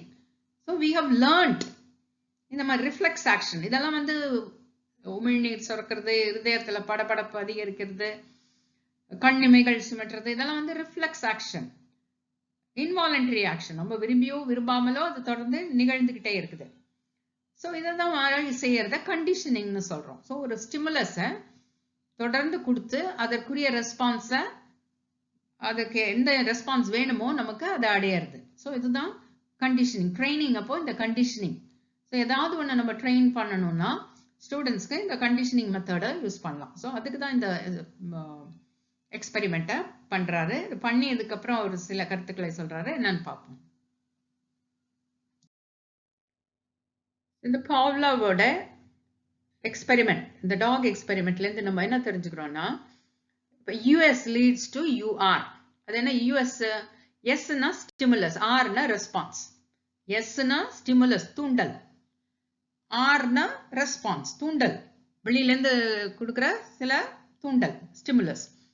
So அது என்ன? US unconditioned stimulus. இங்கே ஃபுட்டுங்கிறது வந்து அன்கண்டிஷன்டு ஸ்டிமுலஸ், இயற்கையாகவே நடக்கிறது. அண்ட் அதுக்கு ரெஸ்பான்ஸ், கிடைக்கிற ரெஸ்பான்ஸ் தான் உமிழ்நீர் சுரத்தல், சலைவேஷன். அது அன்கண்டிஷன்ட் ரெஸ்பான்ஸ். ஸோ ஃபுட்டை பார்த்த உடனே உமிழ்நீர் சுரக்கிறது இயற்கை. ஸோ அதுதான் இயற்கையான ஸ்டிமுலஸ், அன்கண்டிஷன்ட் ஸ்டிமுலஸ், இயற்கையான response, unconditioned response, UR. So first step அது புரிஞ்சுது இல்லையா? அடுத்தது செகண்ட் ஸ்டெப்புக்கு வாங்க. செகண்ட் ஸ்டெப் என்ன? CS US, giving rise to UR. அது என்ன? CS conditioned stimulus plus unconditioned stimulus. So இங்க என்ன அடுத்த ஸ்டெப் என்ன பண்றாரு? அந்த அன்கண்டிஷனல் ஸ்டிமுலஸ் ஃபுட்டோட சேர்த்து இந்த கண்டிஷன்ட் ஸ்டிமுலஸ் ஆன பெல் அடிக்கிறாரு. தொடர்ந்து இதையும் அதையும் பேர் பண்றாரு. ரெண்டையும் ஒண்ணா கொடுக்குறாரு. முதல்ல பெல்லு, அடுத்தது food. Bell, food. So bell இங்க வந்து கண்டிஷன்டு ஸ்டிமுலஸ், இயற்கையானது இல்லை, செயற்கையா நம்ம ஒண்ணு செய்யறது, கண்டிஷன்டு ஸ்டிமுலஸ் கொடுக்கறது. அண்ட் ஃபுட் வந்து நேச்சுரல் ஸ்டிமுலஸ், அன்கண்டிஷன்ட் ஸ்டிமுலஸ். இப்போ ரெண்டு கொடுத்தாலும் என்ன நடக்குது அந்த டாகுக்கு? சலைவேஷன், மறுபடியும் உமிழ்நீர் சுரக்குது. So that is unconditioned response. ஏன்னா ஃபுட் இருக்கு, ஏற்கனவே நம்ம தெரியும், ஃபுட்டை பார்த்த உடனே நாய்க்கு உமிழ்நீர் வரும். So unconditioned response. ஆல்ரைட். இப்போ தேர்ட் செட் ஆஃப் எக்ஸ்பெரிமெண்ட்ஸ்ல ஒரு 15 நாள் கழிச்சு என்ன பண்றாரு? வெறும் சிஎஸ் தான் இருக்கு, லீடிங் டு சிஆர். வெறும் பெல் தான் அடிக்கிறாரு, ஃபுட்டே கண்ணில் காமிக்கல. அதே டயத்துக்கு கரெக்டா பெல் அடிக்கிறாரு, ஆனா டாக் கிட்ட என்ன வருது? சலைவேஷன், உமிழ்நீர் வருது. இது சம்திங் வித்தியாசம். ஏன்? the dog has learnt now. It is a learned behavior. So the stimulus conditioned stimulus bell and adukku vanda response conditioned response. Why? This response is a learnt behavior. It has learned to salivate at the ringing of the bell. So எப்பொழுதும் உணவுக்கு தான் உமிழ்நீர் சுரக்கும், reflex action. But இங்க அந்த டயத்துக்கு இது என்ன பண்ணிருக்கு? ஒவ்வொரு டைமும் அந்த பெல் அடிச்ச உடனே, உணவு கொடுத்த உடனே என்ன, பெல் அடிக்கிறத அந்த உணவோட சேர்த்து அசோசியேட் பண்ணி கத்துக்குச்சு. சரி, நாய் கூட அசோசியேட் லேர்னிங் எல்லாம் கத்துக்குச்சு. ஸோ ஒவ்வொரு பெல் சமயமும் பெல் அடிக்கும் போதும் உணவு வந்ததாவே நினைச்சு அது சலைவேட் பண்ணுது. அதனால்தான் அங்க வந்து அந்த ரெஸ்பான்ஸை சிஆர், கண்டிஷன்டு ரெஸ்பான்ஸ்னு சொல்றோம். ஸோ வித்தவுட் ஃபுட்டு, வெறும் அந்த கண்டிஷன் ஸ்டிமுலஸ் பெல் அடிக்கும் பொழுதே நாய்க்கு உமிழ்நீர் சுரந்தது. அதை பாவ்லாவ் வந்து அந்த எக்ஸ்பெரிமெண்ட் ட்ரம்ல பார்த்து தெரிஞ்சுக்கிறாரு. ஸோ இதுதான் வந்து அவர் செஞ்ச famous experiment on learning. So இந்த லேர்னிங் அவர் என்ன சொல்றாரு? கண்டிஷனிங். இந்த மாதிரி இது கொடுத்தா இது நடக்கும் அப்படிங்கிறது தான் கண்டிஷனிங் லேர்னிங். இது நம்ம எஜுகேஷன்ல எப்படி பயன்படுதுங்கிறத பார்ப்போம். இந்த நாய் உமிழ்நீர் சுரக்கிற எக்ஸ்பெரிமெண்ட்டுக்கும் இந்த கண்டிஷனிங்க்கும் நம்ம ஸ்கூலுக்கும் நம்ம லேர்னிங்க்கும் என்ன சம்பந்தம் நீங்க கேட்கறது எனக்கு புரியுது. ஸோ அதை தான் பார்க்க போறோம். இப்போ இந்த கண்டிஷனிங் ட்ரைனிங் முறையை வச்சு நம்மளால சில்ட்ரன் கிட்ட, குழந்தைங்க கிட்ட குட் ஹேபிட்ஸை உண்டாக்க முடியும். எப்படி? இப்போ ஃபார் எக்ஸாம்பிள், நம்ம டீச்சர் வகுப்புக்குள்ள நுழைஞ்ச உடனே ஆட்டோமேட்டிக்கா எல்லா பசங்களும் எழுந்திருப்பாங்க. என்னென்னோ அங்கேயும் இங்கேயும் ஓடிட்டு இருப்பாங்க, சாப்பிட்டுட்டு இருப்பாங்க, இல்ல சண்டை போட்டுட்டு இருப்பாங்க. ஆனா the moment teacher enters என்ன ஆகும்? அத்தனை பேரும் கிளாஸ் ரூம்ல எழுந்து நிற்பாங்க. இது என்னது? கண்டிஷனிங். பிகாஸ் டீச்சர் பார்த்த உடனே எழுந்து நிக்கணும்ங்கிறத உங்களுக்கு ட்ரைனிங் கொடுத்தாச்சு. இந்த ஸ்டிமுலஸ், இங்க என்ன ஸ்டிமுலஸ்? டீச்சர் வர்றது தான் ஸ்டிமுலஸ். அவங்க எழுந்து நிக்கிறது ரெஸ்பான்ஸ். இங்க டீச்சர் வர்றதும் கண்டிஷன்டு ஸ்டிமுலஸ் அண்ட் பசங்க எழுந்து இருக்கிறதும் கண்டிஷன்ட் ரெஸ்பான்ஸ். ஸோ இந்த மாதிரி ஃபார்மேஷன் ஆஃப் குட் ஹேபிட்ஸை நம்ம கொண்டு வர முடியும். நைட்டு ஆன உடனே ப்ரஷ்ஷை தூக்கிறது. ஸோ வித்தவுட் ஈவன் திங்கிங், கான்சியஸாக கூட இல்லாமல் ஆட்டோமேட்டிக்காக இந்த மாதிரி செயலெல்லாம் ஈடுபடுறது தான் குட் ஹேபிட்ஸை ஃபார்ம் பண்ணுறதுக்கு இந்த கண்டிஷனிங் மெத்தடு உபயோகப்படுது. இப்போ போய் நம்ம வந்து இன்ஃபர்மேஷன் ப்ராசஸிங் மாடலையோ இல்லை மோட்டிவேஷன் மாடலையோ உபயோகிச்சா சரிப்பட்டு வராது. இந்த மாதிரி செயல்களுக்கெல்லாம் நம்ம எதுதான் வேணும்? பிஹேவியர் மாடிஃபிகேஷன் மாடலை யூஸ் பண்ணி, ட்ரைனிங் மெத்தடை யூஸ் பண்ணி, கண்டிஷனிங் மெத்தடை யூஸ் பண்ணி தான் சொல்லிக் கொடுக்க முடியும். ஸோ இதை நேஷனல் அந்தம் பாடும்போது எழுந்து நிற்கணும் அப்படிங்கிறது எந்த வேலையாக இருந்தாலும், எந்த இதில் ஈடுபட்டிருந்தாலும் ஆட்டோமேட்டிக்காக நம்மளை அறியாமலே நம்ம அந்த நிமிஷத்தில் நொடியில் அந்த செயலை செய்வோம். ஸோ இதெல்லாம் வந்து குட் ஹேபிட்ஸ் ஃபார்ம் பண்ணுறதுக்கு இந்த கண்டிஷன் எப்படி அது பசங்கள்கிட்ட எப்படி கொண்டு வருது? திருப்பியும் சொல்லி இங்கே வந்தா எழுந்துச்சுன்னு, வெரி குட், நீ ஏப்பா எழுந்திரிக்கல, நான் தான் நேற்று சொல்லியிருக்கேன்ல. ஸோ திருப்பி அந்த ஸ்டிமுலஸ் கொண்டு வந்து அந்த ரெஸ்பான்ஸை வரவழிக்கிறது தான் condition. And formation of good attitudes and sentiments. Not only good habits, behaviour மட்டும் இல்லை, குட் ஆட்டிடியூட்ஸ், நல்ல ஒரு மனப்பான்மையும் உருவாக்கலாம். வெறுப்பு சல்சமே முக்கியமான எடுத்துக்காட்டு. சம்டைம்ஸ் நீங்க வந்து ஒரு சில பேரை கேட்டா எனக்கு மேத்ஸே பிடிக்காது. ஏன்னு கேட்டா, எனக்கு 6வது படிக்கும்போது ஒரு மேத்ஸ் டீச்சர் இருந்தாங்க, அவங்க எனக்கு பிடிக்காது. ஏன்னா எது நோட்டை தூக்கி என் மூஞ்சியில் அடிப்பாங்க. ஸோ அவங்க இப்போ வந்து 40 வயசுக்கு மேல இருக்கும், பெரிய போஸ்ட்ல இருப்பாங்க. ஆனா 6வதுல படிச்ச டீச்சர்னால அவங்க மேத்ஸ் மேலேயே வெறுப்பு வந்துடுது. எதனால? இது கண்டிஷனிங். ஸோ இந்த மாதிரி அதை மாற்றணும், டீகண்டிஷன் பண்ணணும். எப்படி? மேத்ஸ் டீச்சர் எல்லாம் அப்படி பொல்லாதவங்க இல்லை, நல்ல டீச்சர்ஸும் இருக்காங்க. சாஃப்டானவங்களும் இருக்காங்க. மறுபடியும் அடுத்து வர்ற மேத்ஸ் டீச்சரோ மேபி அதே மேத்ஸ் டீச்சர் கூட மாத்திக்கலாம், தன்னை மாத்திக்க முடியும். சுய பரிசோதனை செஞ்சு தன்னை மாத்திக்க. எப்படி நான் எல்லா சமயமும் நான் அப்படி இல்லை, நான் அன்பாவும் இருக்க முடியும், நான் வந்து கண்டிக்கணுங்கிறதுக்காக அப்படி நோட்டை தூக்கி எறிச்சேன், நீ நல்லா பண்ணுவேன், நீ உன்னால மேத்ஸ் பண்ண முடியும். மறுபடியும் அந்த பையன்கிட்டே போய் நான் அந்த அளவுக்கு பொல்லாதவள் இல்லை, நான் நல்லவதான், நான் கருணை உள்ளவதான், எனக்கும் அன்பு காட்ட தெரியும்னு அவங்க ரிப்பீட்டடா காமிச்சாங்கன்னா அந்த டீகண்டிஷன் ஆகி அந்த பசங்க வந்து மறுபடியும் அந்த நல்ல மூடுக்கு வரும். ஸோ இந்த மாதிரி ஆட்டிடியூட்ஸையும் மாற்ற முடியும். இப்போ டாக்டர்ஸ் ஊசி போட்டவுடனே டாக்டரை பார்க்கும்போதே அலறும், டாக்டர் இருக்கிற தெருக்குள்ள நுழையும் போதே அழுவும், ஊசியே பார்க்க வேண்டாம். எப்படி அது கண்டிஷனிங். ஏன்னா டாக்டர்னா உடனே அசோசியேட் பண்ணிக்குது, அந்த தெருனா அங்க டாக்டர் இருப்பாரு, டாக்டர் இருந்தா ஊசி இருக்கும், ஊசி குத்துனா வலிக்கும். அதனால அந்த தெருவுல நுழையும் போதே அந்த குழந்தை அழ ஆரம்பிக்கும். சம்டைம் ஸ்கூலுக்கு போறதுக்கு குழந்தை அழுவும். ஏன்? ஸ்கூல் போனா டீச்சர் இருப்பாங்க, டீச்சர் இருந்தா அடிப்பாங்க. ஸோ இது association, it is been condition, அந்த மாதிரி லேர்னிங் பண்ணிடுச்சு. ஸோ அதை மாத்துறதுக்கு டீகண்டிஷன் பண்ணி இப்படி இல்லைன்னு நல்ல விதமா வேற மாத்தி மறுபடியும் கண்டிஷன் பண்ணி ஸ்கூல்னா நல்லா இருக்கும், ஆனந்தமா இருக்கும், ஜாய்ஃபுல் லேர்னிங், பிளேவே மெத்தட், அதுக்கு தான் இப்போ அதெல்லாம் கொண்டு வராங்க. ஸோ இந்த மாதிரி குட் ஆட்டிடியூட்ஸ், குட் சென்டிமெண்ட்ஸ் இதெல்லாம் கொண்டு வரணும்னா இந்த பிஹேவியர் மாடிஃபிகேஷன் மாடல், இந்த கண்டிஷனிங் தான், ட்ரைனிங் தான் யூஸ் பண்ணணும்.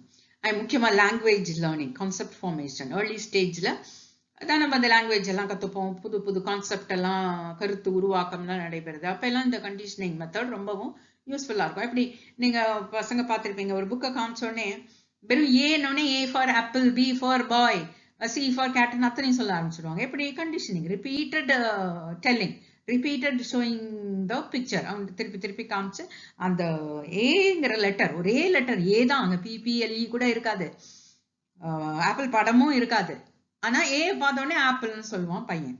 ஸோ இதெல்லாம் வந்து லாங்குவேஜ் லேர்னிங்ல இந்த கண்டிஷனிங், அந்த ப்ராப்பர் ஸ்டிமுலஸ், அந்த ஸ்டிமுலஸை கொடுங்க. அந்த ஸ்டிமுலஸ் என்னதுங்க? ஏ.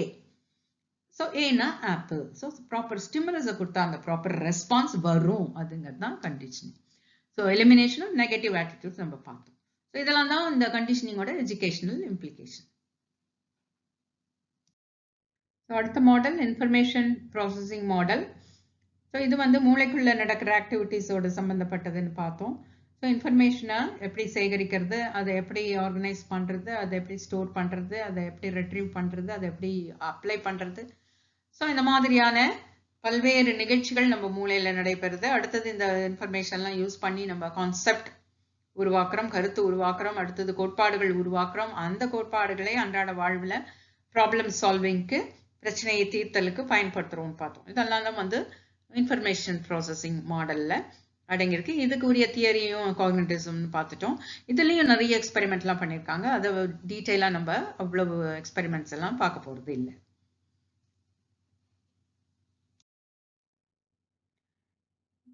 காக்னிட்டிவிசம்னு வரும்பொழுது கேக்னே பற்றி பேசாமல் இருக்க முடியாது. கேக்னேங்கிறவர் வந்து ஒரு காக்னிட்டிவ் சைக்காலஜிஸ்ட். இவர் வந்து இந்த இன்ஃபர்மேஷன் ப்ராசஸிங் மாடல், அந்த இன்டெலெக்சுவல் ஸ்கில்ஸ்ல எல்லாம் பிலீவ் பண்றவர். இவர் அந்த இன்டெலெக்சுவல் ஸ்கில்ஸை வகைப்படுத்தி இருக்காரு. ஹியரார்கினா ஒரு ஆர்டர், ஒரு வகைப்படுத்துதல். ஸோ மேலே இருந்து கீழே. ஸோ இது மேலே இருந்து பார்த்தீங்கன்னா தி higher lower most level is in the top most first level. This is the lowest learning, lowest skills, signal learning சொல்றோம். இந்த கிளாசிக்கல் கண்டிஷனிங் பார்த்த டீச்சரை பார்த்த உடனே நிற்கிறது, பெல் அடிச்ச உடனே அசம்பிளியில் போய் அசம்பிள் ஆகுது, இதெல்லாம் என்னது? Lowest intellectual skill. இதுக்கு ஒரு பெரிய திறன்லாம் வேண்டியதில்லை. ஸோ குழந்தைகள்ல இருந்து நம்ம இதை பார்க்க முடியும். ஸோ இது சிக்னல் லேர்னிங் சொல்கிறோம். இந்த சிக்னல் கொடுத்தா இந்த ரெஸ்பான்ஸ். ஸோ இது வந்து முதல்ல வைக்கிறாரு. ஸோ இவர் வரிசைப்படுத்துறாரு, இந்த ஸ்கில்ஸை வரிசை கிரமமாக அடுக்கிறாரு. இதை என்ன சொல்கிறோம்? ஸ்டெப்ஸ் ஆஃப் லேர்னிங்னு சொல்கிறோம், இல்லை கேக்னேஸ் ஹியரார்கி ஆஃப் லேர்னிங்னு சொல்கிறோம், கேக்னேஸ் கண்டிஷன்ஸ் ஆஃப் லேர்னிங்னு சொல்கிறோம், or Gagne's hierarchy of intellectual ஸ்கில்ஸ்னு சொல்கிறோம். ஸோ இப்போ மேலே இருக்கிறதெல்லாம் lower order skills or lower order thinking, LOT. And இங்கே வர்றதெல்லாம் வந்து higher order thinking, HOT. Problem சால்விங்லாம் என்னது? Higher order thinking, HOT. So இதெல்லாம் முடிச்சுட்டு தான் நம்ம கீழே வர முடியும். ஸோ இந்த ஹியரார்கி எப்படி போகுது, மேலேருந்து கீழே. ஸோ இது வந்து லோவர் லெவல் சிக்னல் லேர்னிங். அடுத்தது எஸ்ஆர் லேர்னிங். எஸ்னா என்னது, ஸ்டிமுலஸ், ஆர்னா ரெஸ்பான்ஸ். ஸோ இங்க வந்து இது முதல்ல சொன்னது கிளாசிக்கல் கண்டிஷனிங். இந்த பவுலாவோட டாக் சலைவேஷன் அந்த எக்ஸ்பெரிமெண்ட்டை வந்து கிளாசிக்கல் கண்டிஷனிங் சொல்றோம். அடுத்து ஸ்கின்னர் பண்ண எக்ஸ்பெரிமெண்ட் என்னன்னு சொல்றோம், இன்ஸ்ட்ருமெண்டல் ஒரு ஆப்பரண்ட் கண்டிஷனிங் சொல்றோம். ஏன்னா இங்க என்ன வித்தியாசம்னா ஒன்றும் இல்லை, இங்க வந்து இங்க சிக்னல் தான் முக்கியம். இந்த சிக்னலை பார்த்த உடனே இது நடைபெறுது, இந்த உணவை பார்த்த உடனே சலைவேஷன், இது சிக்னல் லேர்னிங். இங்க வந்து முக்கியத்துவமா செயல்படுறது இந்த ரெஸ்பான்ஸ்.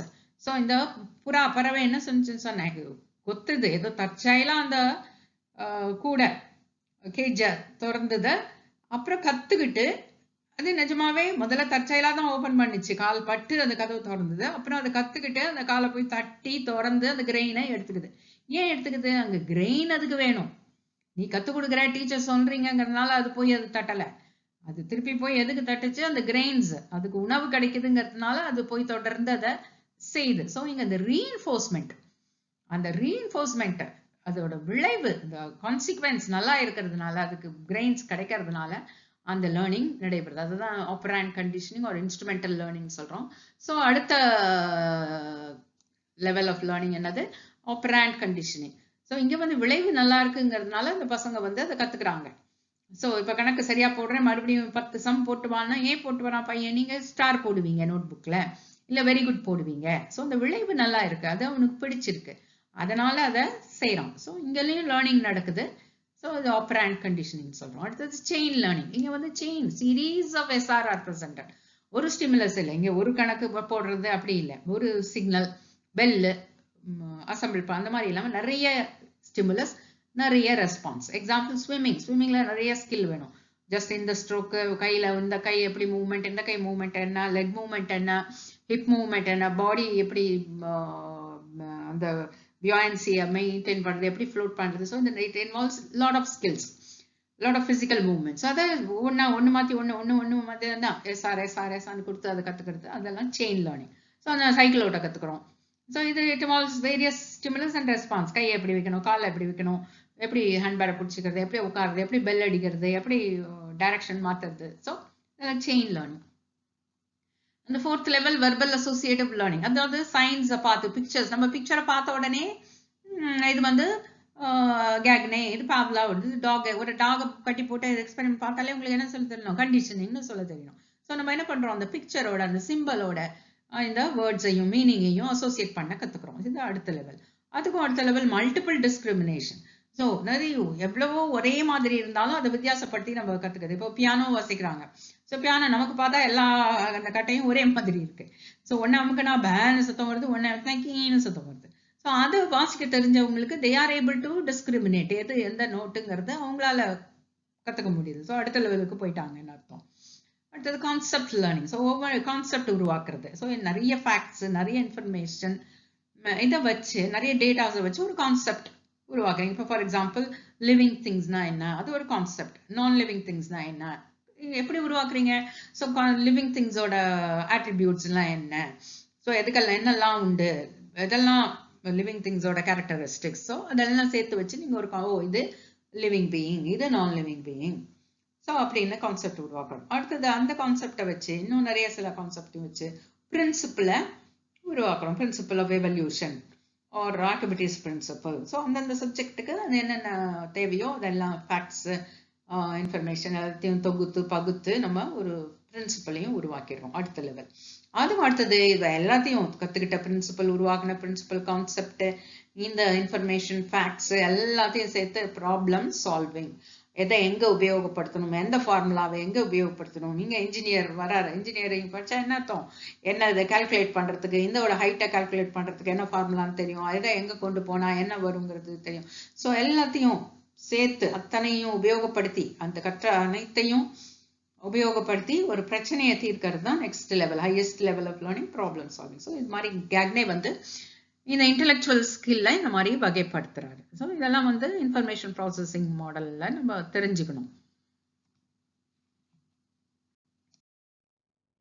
அடுத்த சைக்காலஜிஸ்ட் நம்ம பார்க்கறது ப்ரூனர். அவரோட கான்ட்ரிபியூஷன் என்ன லேர்னிங் தியரிஸ்க்குன்னு பார்க்க போறோம். ப்ரூனர் வந்து காக்னிட்டிவிசத்துலயும் பிலீவ் பண்ணியிருந்தாரு, கன்ஸ்ட்ரக்டிவிசமும் கான்ட்ரிபியூட் பண்ணியிருக்காரு. ஸோ இதெல்லாம் இவரோட தியரிஸ் என்னென்னு பார்க்கலாம். லேர்னிங் ரெடினஸ்ங்கிற வார்த்தையை கிரியேட் பண்றது ப்ரூனர். லேர்னிங் ரெடினஸ்னா என்ன? ஸ்டூடெண்ட்ஸ் வந்து வில்லிங்கா கற்றுக்கொள்ள ஆயத்த நிலையில் உள்ளதுதான் லேர்னிங் ரெடினஸ். ஸோ எப்பயுமே மாணவர்கள் வந்து தயார் நிலையில் இருக்க வேண்டும், அதுதான் லேர்னிங் ரெடினஸ். தயார் நிலைன்னா என்ன? உடல் ரீதியா தயாரா இருக்கணும், மன ரீதியா தயாரா இருக்கணும், உணர்வுகள் ரீதியா மகிழ்ச்சியுடன் அந்த ரெடியா இருக்கிறது தான் லேர்னிங் ரெடினஸ். அதுக்குரிய ப்ரீவியஸ் நாலேஜ் இருக்கணும். இதெல்லாம் இருக்கான்னு ஊர்ஜிதப்படுத்திக்கிட்டு தான் டீச்சர் வந்து டீச்சிங்கே ஆரம்பிக்கணும். ஸோ இதுதான் லேர்னிங் ரெடினஸ். அண்ட் ஸ்பைரல் லேர்னிங்னு சொல்றாரு ப்ரூனர். அப்படிங்கிற ஒரு கான்செப்டை உருவாக்குனது அவர் தான். ஸ்பைரல் லேர்னிங்னா என்னன்னா வேற ஒன்றும் இல்லை, இந்த சின்ன கிளாஸ்ல படிச்சிருக்க அதே டாபிக்கை நீங்க 12th வரைக்கும் படிப்பீங்க. ஃபார் எக்ஸாம்பிள் எனது உலகம்னு 1ஆம் கிளாஸ்ல படிப்பீங்க. அப்போ வந்து எனது வீடு, அந்த வீடு சிமெண்டால் ஆனது, தோட்டம் இருக்கு, அப்படியெல்லாம் படிப்போம். அதுவே வந்து 4வது 5வது படிக்கும்போது எனது வீடுன்னு சொல்லிட்டு பூமியை பத்தி படிப்போம். பூமி எங்க இருக்குது, எவ்வளவு பெருசு, எவ்வளவு தொலைவில் இருக்குது, இதெல்லாம் படிப்போம். அதே இன்னும் 11வது 12வது கிளாஸ் படிக்கும்போது பூமியை பத்தி இன்னும் நிறைய டீடைல்ஸ், அதோட இயற்கை அமைப்பு என்ன, எங்கெங்க எல்லாம் இன்ஹாபிட்டன்ஸ், மக்கள் வாழும் பகுதி எது, மக்கள் வாழாது, இல்ல ஈவன் மற்ற கிரகங்களை பத்தி கூட படிக்கலாம். ஸோ இதெல்லாம் வந்து அதே டாபிக், அதே கண்டென்ட், ஆனா அந்தந்த லெவலுக்கு ஏற்றபடி அதை கொடுக்கறது தான் ஸ்பைரல் லேர்னிங்னு சொல்றாரு. அதே சமயத்துல அவர் என்ன சொல்றாருன்னா, கான்செப்டை கொடுக்கும்போது, ஒரு புது புது கருத்தாக்கத்தை மாணவர்களுக்கு கொடுக்கும்போது 3 முறையில கொடுக்கலாங்கிறாரு. அது சுழல் முறையில கொடுக்கணுங்கிறாரு ஸ்பைரல். என்ன 3 முறை? ஒன்று வந்து எனாக்டிவ் ஃபார்ம், அதாவது எனாக்டிவ் கான்செப்டை வந்து கொடுக்கறது வந்து எனாக்டிவ், சின்ன பசங்களுக்கு அவங்க செஞ்சு பார்த்து கத்துக்கிற மாதிரி கொடுக்கறது தான் எனாக்டிவ் ஃபார்ம். இப்போ வந்து ஒரு ஃபார் எக்ஸாம்பிள் ஒரு லைப்ரரிக்கு போறாங்கன்னு வச்சுங்க, அந்த பசங்க வந்து நேரம் போய் கேட்டலாக் பார்த்து எங்க இருக்கு என்ன புக்குன்னு எனக்கு தெரியாது. ஸோ நேற்று போறான், இன்னைக்கு போறான்னா அந்த இடத்துல வந்து ஏதாவது ஒரு புக் மார்க் வச்சுட்டு வருவான், தன்னோட அட்டையோ எதையோ வச்சுட்டு வருவான். அந்த இடத்த போன உடனே அதை தொட்டு பார்த்து எடுத்துட்டு. ஸோ இது வந்து எனாக்டிவ் ஃபார்ம் ஆஃப் லேர்னிங். அதுவே இன்னும் கொஞ்சம் பெரிய 7வது 8வது 10வது படிக்கிற பையனா என்ன பண்ணுவான்? ஐகானிக் ஃபார்மா, அதாவது இந்த கேட்டலாக பார்க்க தெரியும், இந்த புக் எங்க இருக்குன்னு படிக்க தெரியும், அதை பார்த்துப்பான், போவான், நேராக இந்த ஷெல்ஃபுக்கு போவான், அந்த நம்பர் எடுப்பான், எடுக்க தெரியும்.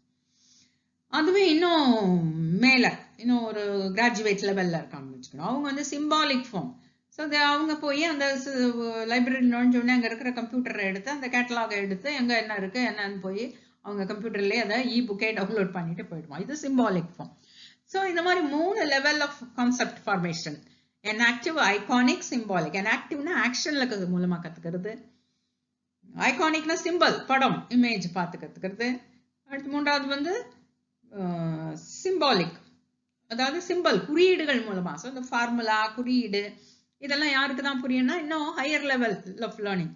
ஸோ இன்னும் இன்டெலெக்சுவலி இன்னும் ஹையர் லெவல்ல இருக்கிறவங்களுக்கு தான் இந்த சிம்பிள்ஸ் யூஸ் பண்ணலாம் முடியும். நீங்க சின்ன குழந்தைங்க 2வது கிளாஸ்ல போய் குறியீடுகளை காமிச்சு இது என்னன்னு குறிக்குதுன்னு கேட்டா அவங்களுக்கு தெரியறதுக்கு வாய்ப்பு இல்லை. ஸோ இந்த 3 விதமான கான்செப்ட் ஃபார்மேஷன் உள்ளடக்கி அந்த லேர்னிங் இருக்குங்க ஸ்பைரல் லேர்னிங்னு சொல்றாரு. அடுத்தது கான்செப்ட் ஃபார்மேஷன்.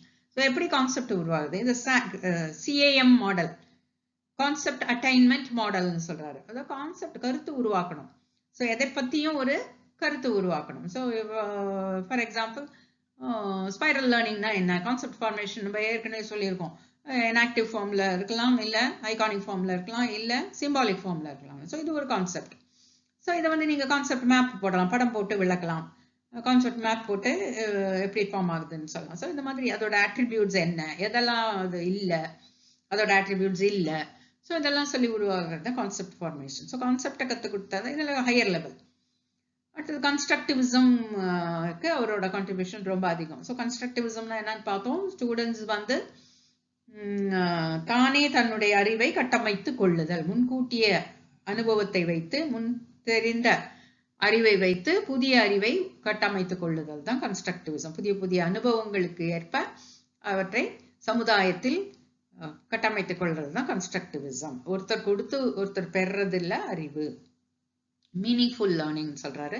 கிளாஸ் ரூம்ல நடக்கிற ஒவ்வொரு ஆக்டிவிட்டியும் மீனிங்ஃபுல்லா இருக்கணும். அதனால என்ன கத்துக்கிட்டாங்க, அவங்க நடத்தையில மாற்றம் என்ன, அவங்க அறிவு ரீதியான மாற்றம் என்ன, அவங்க சமுதாயத்துல இருக்கிற மாற்றம் என்ன, அவங்க பர்சனல் மோட்டிவேஷன்ல என்ன சேஞ்ச், அவங்க ஆட்டிடியூட்ல என்ன மாற்றம்.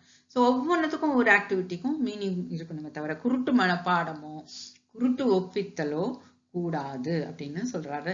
அண்ட் லேர்னிங் டு லேர்ன் அப்படிங்கிறது அதை மெட்டாகாக்னிஷன் சொல்றோம். Learning to learn, knowing to know, thinking about thinking, learning about learning. So எப்படி கத்துக்கிறதுங்கிறத கத்துக்கணும், எப்படி நினைக்கிறது, மனசுக்குள்ள எப்படி சிந்திக்கிறதுங்கிறத பத்தி சிந்திக்கணும். ஸோ அதுதான் மெட்டாகாக்னிஷன். ஸோ இதை பற்றி தனியாக ஒரு வீடியோ போடுறேன், ஏன்னா இதுதான் என்னோட PhD topic. So lot of thing that you should know. I will come out with a separate video on metacognition. And இப்போதைக்கு for this topic this will do. And next ஒரு ப்ரூனரோட கான்ட்ரிபியூஷன் என்னன்னா categorisation. கேட்டகரைசேஷனுக்கு ரொம்ப importance கொடுக்குறாரு. என்ன categorisation? வகைப்படுத்துதல். So நம்ம பிரெயின்ல எப்படி storage அது பார்ப்போம், பிரெயின்ல மெமரி எப்படி நடக்குதுங்கிறது. ஸோ எப்படி நம்ம பிரெயின்ல கேட்டகரியாக தான் ஸ்டோர் பண்ணி வச்சுக்கணும். எதை பார்த்தாலும் நம்ம வகைப்படுத்துறோம்னா இது லிவிங், இது நான் லிவிங், இது பிளான்ட், இது அனிமல்ஸ், இது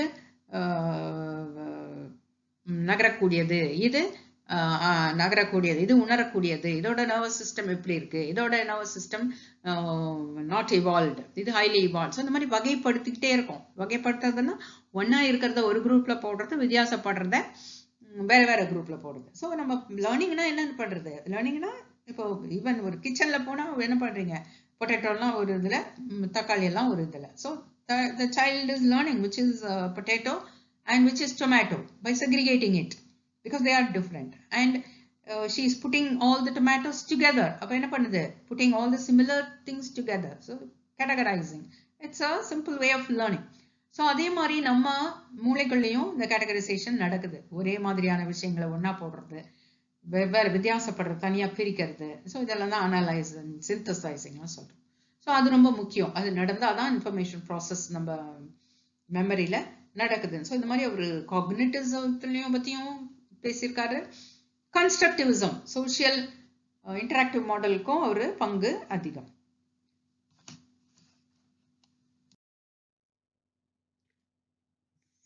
இந்த பிக்சரை பாருங்க.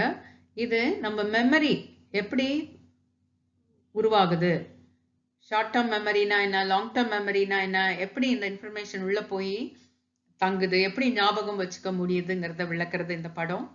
இத கண்டிப்பா நீங்க இதை புரிஞ்சுங்க, ஏன்னா இது ரொம்ப யூஸ்ஃபுல்லா இருக்கும் உங்களுக்கு ஞாபக சக்தியை அதிகரிக்கிறதுக்கும் அண்ட் வேணுங்கிற போது நினைவாற்றலை அதிகப்படுத்துறதுக்கு. இந்த தியரிட்டிக்கல் பேக்ரவுண்ட் உங்களுக்கு புரிஞ்சுதுன்னா அதை ஃபாலோ பண்றது உங்களுக்கு ரொம்ப வசதியாக இருக்கும். ஸோ ஞாபக சக்தியை எனக்கு மறந்து போகுது, எனக்கு ஞாபகமே வரமாட்டேங்கிறது அப்படிங்கிறதெல்லாம் சும்மா நோ எக்ஸ்கியூஸ். அதுக்கு ஒரு ஷார்ட்கட்டு இந்த மாத்திரையோ இல்லை இந்த தாயத்தோ எதுவும் கிடையாது. You have to know the underlying theory, you have to understand it and follow the practice suggested. அது பண்ணிங்கனாலே போதும், உங்களை யாராலும் உங்க ஞாபகத்தை அழிச்சிட முடியாது. ஸோ இங்க என்ன சொல்றோம்னா பிரெயின்குள்ளேருந்து நமக்கு இது ஒரு ஹைப்போதெட்டிக்கல் மாடல்.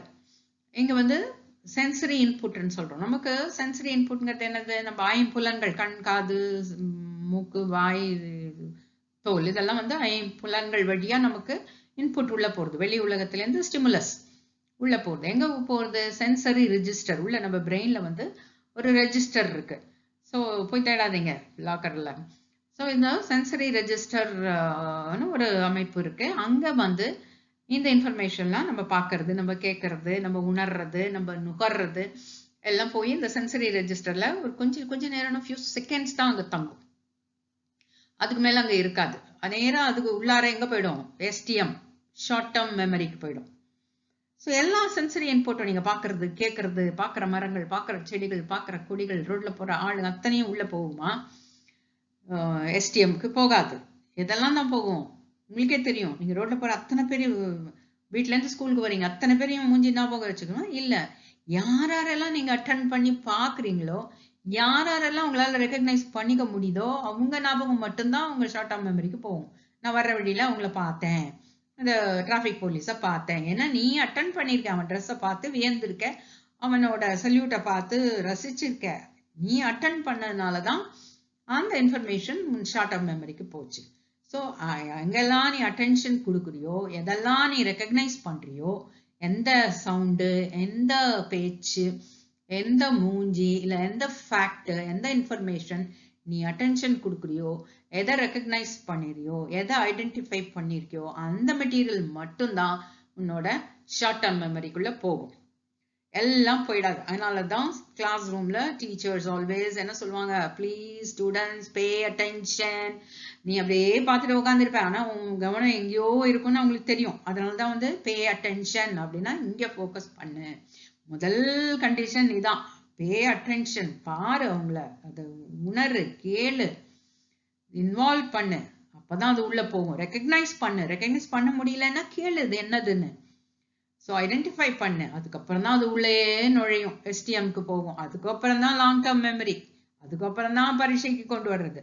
ஸோ நீ முதல் ஸ்டெப்லேயே கேட்டை இழுத்து மூடிட்டீங்கன்னா நத்திங் வில் ஹேப்பன். அப்படி சொல்லிட்டு எனக்கு ஞாபகமே வர மாட்டேங்குது, பரீட்சைக்கு போனால் எல்லாமே மறந்துடுது, நோ யூஸ். நீ கேட்டை மூடிட்ட. ஸோ கேட்டெல்லாம் திறந்து வைங்க, இன்ட்ரெஸ்டோட ஆவலோட பாருங்க, அட்டென்ட் பண்ணுங்க, ரெக்கக்னைஸ் பண்ணு, ஐடென்டிஃபை பண்ணு. ஸோ ஆட்டோமேட்டிக்காக ஷார்ட் டர்ம் மெமரிக்கு போகும் அந்த information. Whatever it may be, சவுண்டோ, சில பேச்சுகளோ, இல்லை சில தியோரிஸோ, ஃபார்முலாவோ, இல்லை சில கணக்கோ, வேர்ட்ஸோ, கேபுலரியோ, whatever it may be, any information, any data. அப்புறம் அதான் அது எஸ்டிஎம், ஷார்ட் டர்ம் மெமரிக்கு போகுது. நம்ம ஷார்ட் டர்ம் மெமரியை பொறுத்த வரையும் அது ரொம்ப சின்னதா இருக்கு பாருங்க. and it can hold only a few items. ரொம்ப கொஞ்சோண்டு தான் ஸ்டோர் பண்ணி வச்சுக்க முடியும். and that too for few seconds, 20 to 30 seconds தான் அதால இன்ஃபர்மேஷனை வச்சுக்க முடியும். அதுக்கு மேல இன்ஃபர்மேஷன் ஒன்று லாங் டர்ம் மெமரிக்கு போகணும், இல்ல இவாபரேட் ஆயிடும், மறந்து போயிடும். எப்படி லாங் டர்ம் மெமரிக்கு அனுப்பணும்? அப்பதான் நம்மளால பரீட்சைப்போ ஞாபகப்படுத்திக்க முடியும், இல்ல இன்டர்வியூ அப்போ ஞாபகப்படுத்திக்க முடியும். ஸோ எப்படி அந்த ஷார்ட் டர்ம் மெமரியில இருக்கிறத லாங் டர்ம் மெமரிக்கு கொண்டு போகணும்? எப்படி? Yes, it is possible. Rehearsal. Are you able to see the arrow mark there? So rehearsal பண்ணுங்க, திருப்பி அதை கேளுங்க. இந்த இப்போ for example net exam announce பண்ணிட்டாங்க டேட்டு. ஸோ அதுக்குள்ள இந்த வீடியோவை போட்டு பாருங்க, மறுபடியும் rehearsal. So rehearsal, repeated. So ஆட்டோமேட்டிக்காக அது லாங் டர்ம் மெமரிக்கு போகும். Long term memory is a very phenomenal memory. It can hold a large, vast amount of information. அது உள்ள நிறைய இன்ஃபர்மேஷன் இருக்கும். ஏன்னா நீங்க பிறந்ததுலேருந்து நடந்த, சின்ன குழந்தையா இருந்தபோது நடந்த சில நிகழ்ச்சிகள்லாம் இன்னும் நாம வச்சிருப்பீங்க இல்லையா? ஈவன் 50 years, 60 years, 70 years தாத்தாவை கேளுங்க, ஏதோ ஒரு கதை சொல்லுவாரு, சில பேரை சொல்லுவாரு, அவங்க டீச்சர்ஸ் பேரை சொல்லுவாரு, இல்ல சில ஸ்டூடெண்ட்ஸ் பேரை சொல்லுவாங்க. ஸோ இது எப்படி சாத்தியமாகுது? பிகாஸ் இன் எல்டிஎம் வந்து நிறைய ஸ்டோர் பண்ணி வைக்கும், நிறைய வருஷத்துக்கு ஸ்டோர் பண்ணி வைக்க முடியும். அதான் லாங் டர்ம் மெமரி. ஏன்னா அங்க information is organised. Can you see there in the LTM AAAA, BBBB, CCC அப்படின்னா என்ன அர்த்தம்? அல்பபெட்டிக் ஆர்டர்ல அரேஞ்ச் பண்ணிருக்குன்னு அர்த்தமா? இல்ல, அங்க குரூப் பண்ணி வச்சிருக்கு. ஸோ இந்த லாங் டர்ம் மெமரியில ரொம்ப நாளைக்கு இன்ஃபர்மேஷன் இருக்கணும், ஸ்டோர் ஆகி இருக்கணும். வேணுங்கிறப்போ அதை ரிட்ரீவ் பண்ண முடியணும்னா அந்த இன்ஃபர்மேஷனை நீங்க ப்ராசஸ் பண்ண, எவ்வளவுக்கு எவ்வளவு இன்ஃபர்மேஷனை ப்ராசஸ் பண்றீங்களோ அவ்வளவுக்கு அவ்வளவு அது கண்டிப்பா எஸ்டிஎம் போய் எல்டிஎம் போய் ஸ்டே பண்ணும், மறக்காம ஞாபகத்துல இருக்கும். எப்படி ப்ராசஸ் பண்றது? அதை பத்தி நினைக்கணும், அதை பத்தி யோசிக்கணும், அதை ரிப்பீட் பண்ணணும், வாயால சொல்லணும், எழுதி பார்க்கணும், அதை பத்தி திங்க் பண்ணணும், கேள்வி கேட்கணும், அதுக்குரிய பதிலை கொண்டு வரணும், அதை அசோசியேட் பண்ணி பார்க்கணும், அதை அனலைஸ் பண்ணணும், அதை கம்பேர் பண்ணணும், அதை கான்ட்ராஸ்ட் பண்ணணும். ஸோ அதை பத்தி எவ்வளவுக்கு எவ்வளவு அதை பத்தி கணக்கு போடணும். இதெல்லாம் பண்ணீங்கன்னா அந்த இன்ஃபர்மேஷன் வந்து உங்க லாங் டர்ம் மெமரியில அது எங்க இருக்கணுமோ அந்த கபோர்ட்ல போய் உட்காந்துக்கும். எதோட சேர்ந்துடுமோ அந்த ஆர்கனைஸ்ட் வேல கேட்டகரைஸ் பண்ணி, இதெல்லாம் வந்து தியரிஸ், இதெல்லாம் வந்து ப்ராக்டிகல்ஸ், இதெல்லாம் வந்து இது சம்பந்தப்பட்டது, இதெல்லாம் இது சம்பந்தப்பட்டது, ஸோ இங்க போகணும், இது இந்த பேப்பர், இதை கேள்வி கேட்டா இது, ஸோ அதாவது எங்க போகணுமோ ஆட்டோமேட்டிக்கா போயிடும். ஏன்னா நீ அவ்வளவு ப்ராசஸ் பண்ணிருக்கீங்க இன்ஃபர்மேஷன். எப்படி ப்ராசஸ் பண்ணிருக்கீங்க? Rehearsal, attention, recognition and rehearsal, repetition. So அப்பதான் இது போகணும். ரிஹர்சல்னா ரெண்டு டைப் ரிஹர்சல் இருக்கு. ஒன்னு மெயின்டெனன்ஸ் ரிஹர்சல், இன்னொன்னு எலாபரேட் ரிஹர்சல். மெயின்டெனன்ஸ் ரிஹர்சல்னா என்ன? ஃபார் எக்ஸாம்பிள் உங்க சைக்கிள் இருக்குது, டெய்லி ஸ்கூலுக்கு சைக்கிள்ல போறீங்க, வீட்டுக்கு வந்த உடனே என்ன பண்ணுவீங்க? அந்த சைக்கிளை ஒரு துணி எடுத்து ஒரு தொடச்சிடுவீங்க, அதான் மெயின்டெனன்ஸ் ரிஹர்சல். ஸோ இன்னைக்கு கிளாஸ் ரூமில் என்ன நோட்ஸ் எடுத்தீங்களோ இல்லை என்ன லெசன் எடுத்தாங்களோ அந்த புக்கை ஒரு தடவை பிரட்டி பார்த்து அது என்னென்ன அப்படி ஒரு தடவை வாசிச்சு அதுதான் maintenance rehearsal. That will do. அப்புறமா வீக்கெண்டில் நீங்கள் என்ன பண்ணுவீங்க, அந்த சைக்கிளை எடுத்து அக்கு வேற ஆணி வேற கழட்டி போட்டு அதை ஏதோ ஒரு லிக்விட் சோப்பில் போட்டு இல்லை ஆயில் போட்டு அதை ஊற வச்சு அதெல்லாம் ஒரு துணி வச்சு தொடச்சி பாலிஷ் போட்டு மெருகேற்றி, இதுதான் எலாபரேட் ரிஹர்சல். ஸோ அந்த சைக்கிள் வருஷம் ஃபுல்லாக மின்னும். ஸோ அதே மாதிரி நீங்கள் நீ இந்த வாரம் முழுக்க கற்றுக்கிட்டதை அந்த நோட்ஸையோ இல்லை டெக்ஸ்ட் புக்கையோ எடுத்து வச்சுட்டு நீ இலாபரேட் ரிஹர்சல் பண்ணு. அது எப்படி இலாபரேட் ரிஹர்சல் பண்ணுறது? உன்னையே கேள்வி கேளு. இது ஏன் இது சொன்னாங்க, இது ஏன் இப்படி சொன்னாங்க, அப்போ அந்த பையன் ஏன் தப்பாக சொன்னாங்க, எல்லாரும் எதுக்கு சிரிச்சாங்க, அதில் சிரிக்கிற அளவுக்கு என்ன தப்பு இருக்குது, எது ரைட்டு எது தப்பு, எது சரி, ஏன் இந்த எக்ஸாம்பிளை சொன்னாங்க, எதனால இந்த எக்ஸாம்பிள் ரைட்டு இல்லை. ஸோ உன்னையே கேள்வி கேட்டு பதிலையும் கண்டுபிடி. இதுதான் ப்ராசஸிங், இலாபரேட் ரிஹர்சல். உன்னையே கேள்வி கேளு. What, which, why, how. So இதெல்லாம் 5 W என்ன சொல்கிறோம், 5 கிரேட் சர்வெண்ட்ஸ். ஸோ அது அத்தனையும் உனக்கு வேணுங்கிறத கொண்டாந்து கொடுத்துரும் நாலேஜை. ஸோ இதுதான் இலாபரேட் ரிஹர்சல். இது பண்ணிங்கன்னா ஸோ இன்ஃபர்மேஷன் எல்லாம் அழகாக ப்ராசஸ் ஆகி அதெல்லாம் டப்பாவாக உங்கள் மெமரி, லாங் டேர்ம் மெமரியில் ஆர்கனைஸ்டாக கேட்டகரைஸ்டாக கபோர்டில் போய் உட்காந்துரும். நீங்கள் எப்போ வேணுமோ ரெட்ரீவ் பண்ணிக்கலாம். ரெட்ரீவல்னா திருப்பி ஞாபகத்துக்கு கொண்டு வந்து ஷார்ட் டேர்ம் மெமரிக்கு வந்து உங்கள் எக்ஸாம் பேப்பருக்கு ஆட்டோமேட்டிக்காக போயிடும். ஸோ அக்யூரேட்டாக போயிடும், ஃபாஸ்ட்டாக போயிடும், fluency. So everything will be there. So நிறைய எவ்வளவு நாள் ஆனாலும் மறக்காது. ஸோ இதுதான் simple formula for remembering things for a longer time. There is no shortcut method. அடுத்து மூணாவது மாடல் ஆஃப் டீச்சிங் என்ன பார்த்தோம், சோஷியல் இன்டராக்ஷன் மாடல். அதாவது சொசைட்டில தான் by means of interaction learning நடக்குதுன்னு. ஸோ பண்டூராவோட மாடல் இதுக்கு கீழே வருது, சோஷியல் இன்டராக்ஷன் மாடல்ல. ஸோ பண்டூராங்கிற ஒரு சைக்காலஜிஸ்ட் அவர் என்ன சொல்றாரு, லேர்னிங் ஹேப்பன்ஸ் சோஷியலி. ஸோ சமுதாயத்துல தான் நடக்குது. ஸோ அவரு இந்த லேர்னிங் என்னன்னு சோஷியல் லேர்னிங் என்னன்னு சொல்றாருன்னா பல பேரிட்டு அழைக்கிறார். Vicarious learning, vicarious reinforcement. அது என்ன விகேரியஸ் லேர்னிங்னா காப்பி அடித்தல், அதுதான் விகேரியஸ் லேர்னிங். ஸோ நம்ம சமுதாயத்துல பல பேரை பார்த்து காப்பி அடிக்கிறோம், அவங்க பிஹேவியரை பார்த்து அவங்க செஞ்ச மாதிரியே செய்யறோம். எதனால செய்யறோம் அதை காப்பி அடிக்கிறோம்? அது நல்ல விளைவை ஏற்படுத்துது. தி consequences, the effect is good. So I have told you the behaviors are contingent upon consequences. விளைவை பொறுத்து தான் நம்மளோட நடத்தை மாற்றம் அமைது. ஸோ விளைவு நல்லா இருந்ததுன்னா அதை ஏற்றுக்க போகிறோம். இல்லை விளைவு நல்லா இல்லை, ப்ளீஸிங்காக இல்லை, ஹாப்பியாக இல்லைன்னா அந்த நடத்தையை நம்ம விட்டுற போகிறோம். ஸோ இதுதான் விகேரியஸ் லேர்னிங். சமுதாயத்தில் பார்த்து நம்ம ஒருத்தவங்களை பார்த்து காப்பி அடித்து கற்றுக்கிறது. அது பிஹேவியராக இருக்கலாம், ஆட்டிடியூடாக இருக்கலாம், ஸோ ஐடியாஸாக இருக்கலாம். ஸோ இதான் விகேரியஸ் லேர்னிங், அடுத்தவங்களை பார்த்து கற்றுக்கிறது. எக்ஸாம்பிள், ரஜினி சூப்பர் ஸ்டார், ரஜினியை பார்த்து நீங்கள் என்ன செய்கிறீங்க, அந்த மாதிரி ஹேர் ஸ்டைல் வச்சுக்கிறீங்க, தலையை அப்படி பண்ணுறீங்க. That is vicarious learning. ஏன் அந்த மாதிரி பண்ணுறீங்க? ஏன்னா ரஜினிக்கு அவ்வளோ பெரிய வரவேற்பு இருக்குது, அவ்வளோ பெரிய கைத்தட்டல் இருக்குது அந்த ஸ்டைலுக்கு. ஸோ நீங்களும் அதை பார்த்து அந்த மாதிரி ரெக்கக்னிஷன், அந்த மாதிரி அப்ரிசியேஷன் நமக்கு கிடைக்கும்னு சொல்லி அதை பண்ணுறீங்க. சப்போஸ் உங்கள் டீச்சரோ உங்கள் அம்மாவோ சொல்லிட்டாங்களா, ஹை ரஜினி மாதிரியே இருக்கடா, அப்படியே பண்றிய அப்படின்னா உங்களுக்கு இன்னும் குஷி, இன்னும் அதை தொடர்ந்து பண்ணுவீங்க. ஸோ இதான் விகேரியஸ் லேர்னிங். விகேரியஸ் ரீஎன்ஃபோர்ஸ்மெண்ட், இன்னும் திருப்பி ஏன் பண்றீங்க, உங்க அம்மா பாராட்டிட்டாங்க இல்லை உங்க டீச்சர் பாராட்டிட்டாங்க. இதுதான் vicarious reinforcement. And observational learning, பார்த்து கத்துக்கிறது. மாடலிங், மாடலா ஒருத்தவங்களை ஏற்றுக்கிட்டு அதுல இருந்து கத்துக்கிறீங்க. அது நல்ல ரோல் மாடலா இருக்கலாம், சம்டைம்ஸ் தப்பான ரோல் மாடலை பார்த்தும் கத்துப்போம், அது வேண்டாம். அண்ட் இமிடேஷன், ஸோ இமிடேட் பண்றோம். எந்த பிஹேவியர் விரும்பத்தகு மாற்றத்தை தருதோ அந்த பிஹேவியரை பார்த்து இமிடேட் பண்ணலாம். ஸோ இதெல்லாம் சோஷியல் லேர்னிங்னு பண்டூரா சொல்றாரு.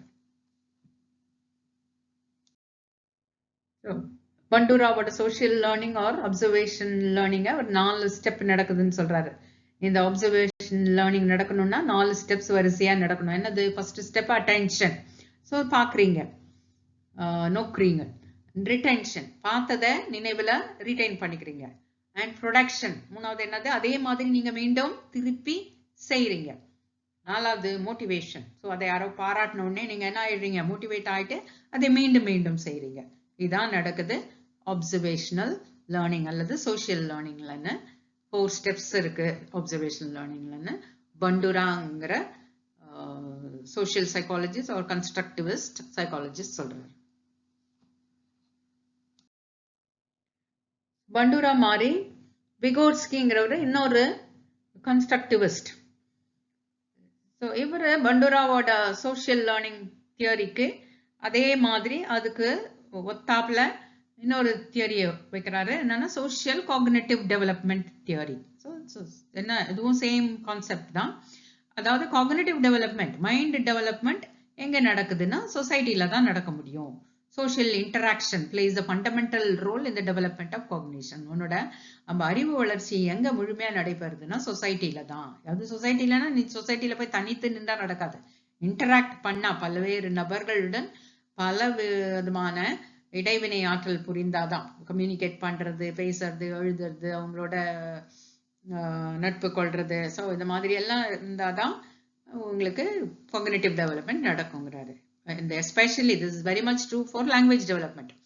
ஸோ இந்த மாதிரி நீங்க சொசைட்டில பழகும்போது முக்கியமா எந்த லேர்னிங் நடக்குதுன்னா லாங்குவேஜ் லேர்னிங். உங்களுக்கே தெரியும், வெளியுலகத்திலேருந்து நம்ம லாங்குவேஜ் அதை நிறைய பிக்கப் பண்ணிக்கிறோம். எந்த லாங்குவேஜா இருக்கட்டும், ஃபாரின் லாங்குவேஜா இருக்கட்டும், இல்லை நம்ம தாய்மொழியா இருக்கட்டும், பல்வேறு விதமான சொற்கள் நமக்கு எங்கேருந்து வருது, சொசைட்டிலேருந்து கத்துக்கிறோம். விகோட்ஸி பத்தி சொல்லும்போது உங்களுக்கு ஒரு முக்கியமான ஒரு டேர்ம் ஆக்ரோனிம் தெரியணும். அது என்னன்னா ZPD. ZPDனா ஜோன் ஆஃப் ப்ராக்சிமல் டெவலப்மெண்ட். அது என்னது? அதாவது இங்க 3 சர்க்கிள் பாக்குறீங்க. நடுவுல இருக்கிற சின்ன சர்க்கிள் வந்து the learner can do unaided, எந்த ஹெல்ப்பும் இல்லாம ஒரு ஸ்டூடெண்ட் வந்து என்ன பண்ண முடியுமோ அதுதான் உள்ளார இருக்கிற சர்க்கிள், சின்ன சர்க்கிள். நோ ஹெல்ப், அவனால என்ன பண்ண முடியும் அதுதான். அதுக்கும் அடுத்தது மிடில் ஒரு 2வது சர்க்கிள், அது சின்ன உள்ள இருக்கிறத விட கொஞ்சம் பெருசா இருக்குது. அது என்னது? the learner can do with guidance. அவனுக்கு ஒரு கைடன்ஸ், டீச்சரோ இல்ல மென்டரோ இல்ல கவுன்சிலரோ யாரோ அவரோட உதவியுடன் அவனால செய்ய முடிந்தது. இதை விட கண்டிப்பா கொஞ்சம் கூட தான் இருக்கும். ஸோ அதுதான் அந்த second circle which is called as ZPD, zone of proximal development. So guidance இருக்கும்பொழுது அவனால தனியா செய்யறதை விட கூட செய்ய முடியும். என்ன செய்ய முடியும்? அறிவு சார்ந்த விஷயங்கள். ஸோ அடுத்த 3வது சர்க்கிள் பார்த்தீங்கன்னா பெரிய சர்க்கிள், லேர்னர் cannot do, அவனால செய்யவே முடியாதுன்னு சில இருக்குது. அந்த ஏஜுக்கு ஏற்ற அந்த சூழலுக்கு ஏற்ற சில செய்ய முடியாத செயல்களும் உண்டு. ஸோ இதுதான் விகோட்ஸ்கி சொல்றது. அவர் சொல்றது அந்த டேர்ம் உங்களுக்கு தெரியணும். ஜோன் ஆஃப் ப்ராக்சிமல் டெவலப்மெண்ட் என்னன்னா, எந்த ஒரு குழந்தை எந்த ஒரு லேர்னரும் தனித்து தானே செய்யறதை விட கைடன்ஸ், டீச்சரோட சப்போர்ட்ல கூட செய்ய முடியும். அந்த கூடுதல் செய்யறது தான் ஜோன் ஆஃப் ப்ராக்சிமல் டெவலப். அந்த அளவுக்கு அவனை செய்ய வைக்கணும், அந்த கைடோட கடமை. கைடோ டீச்சரோ மென்டாரோ.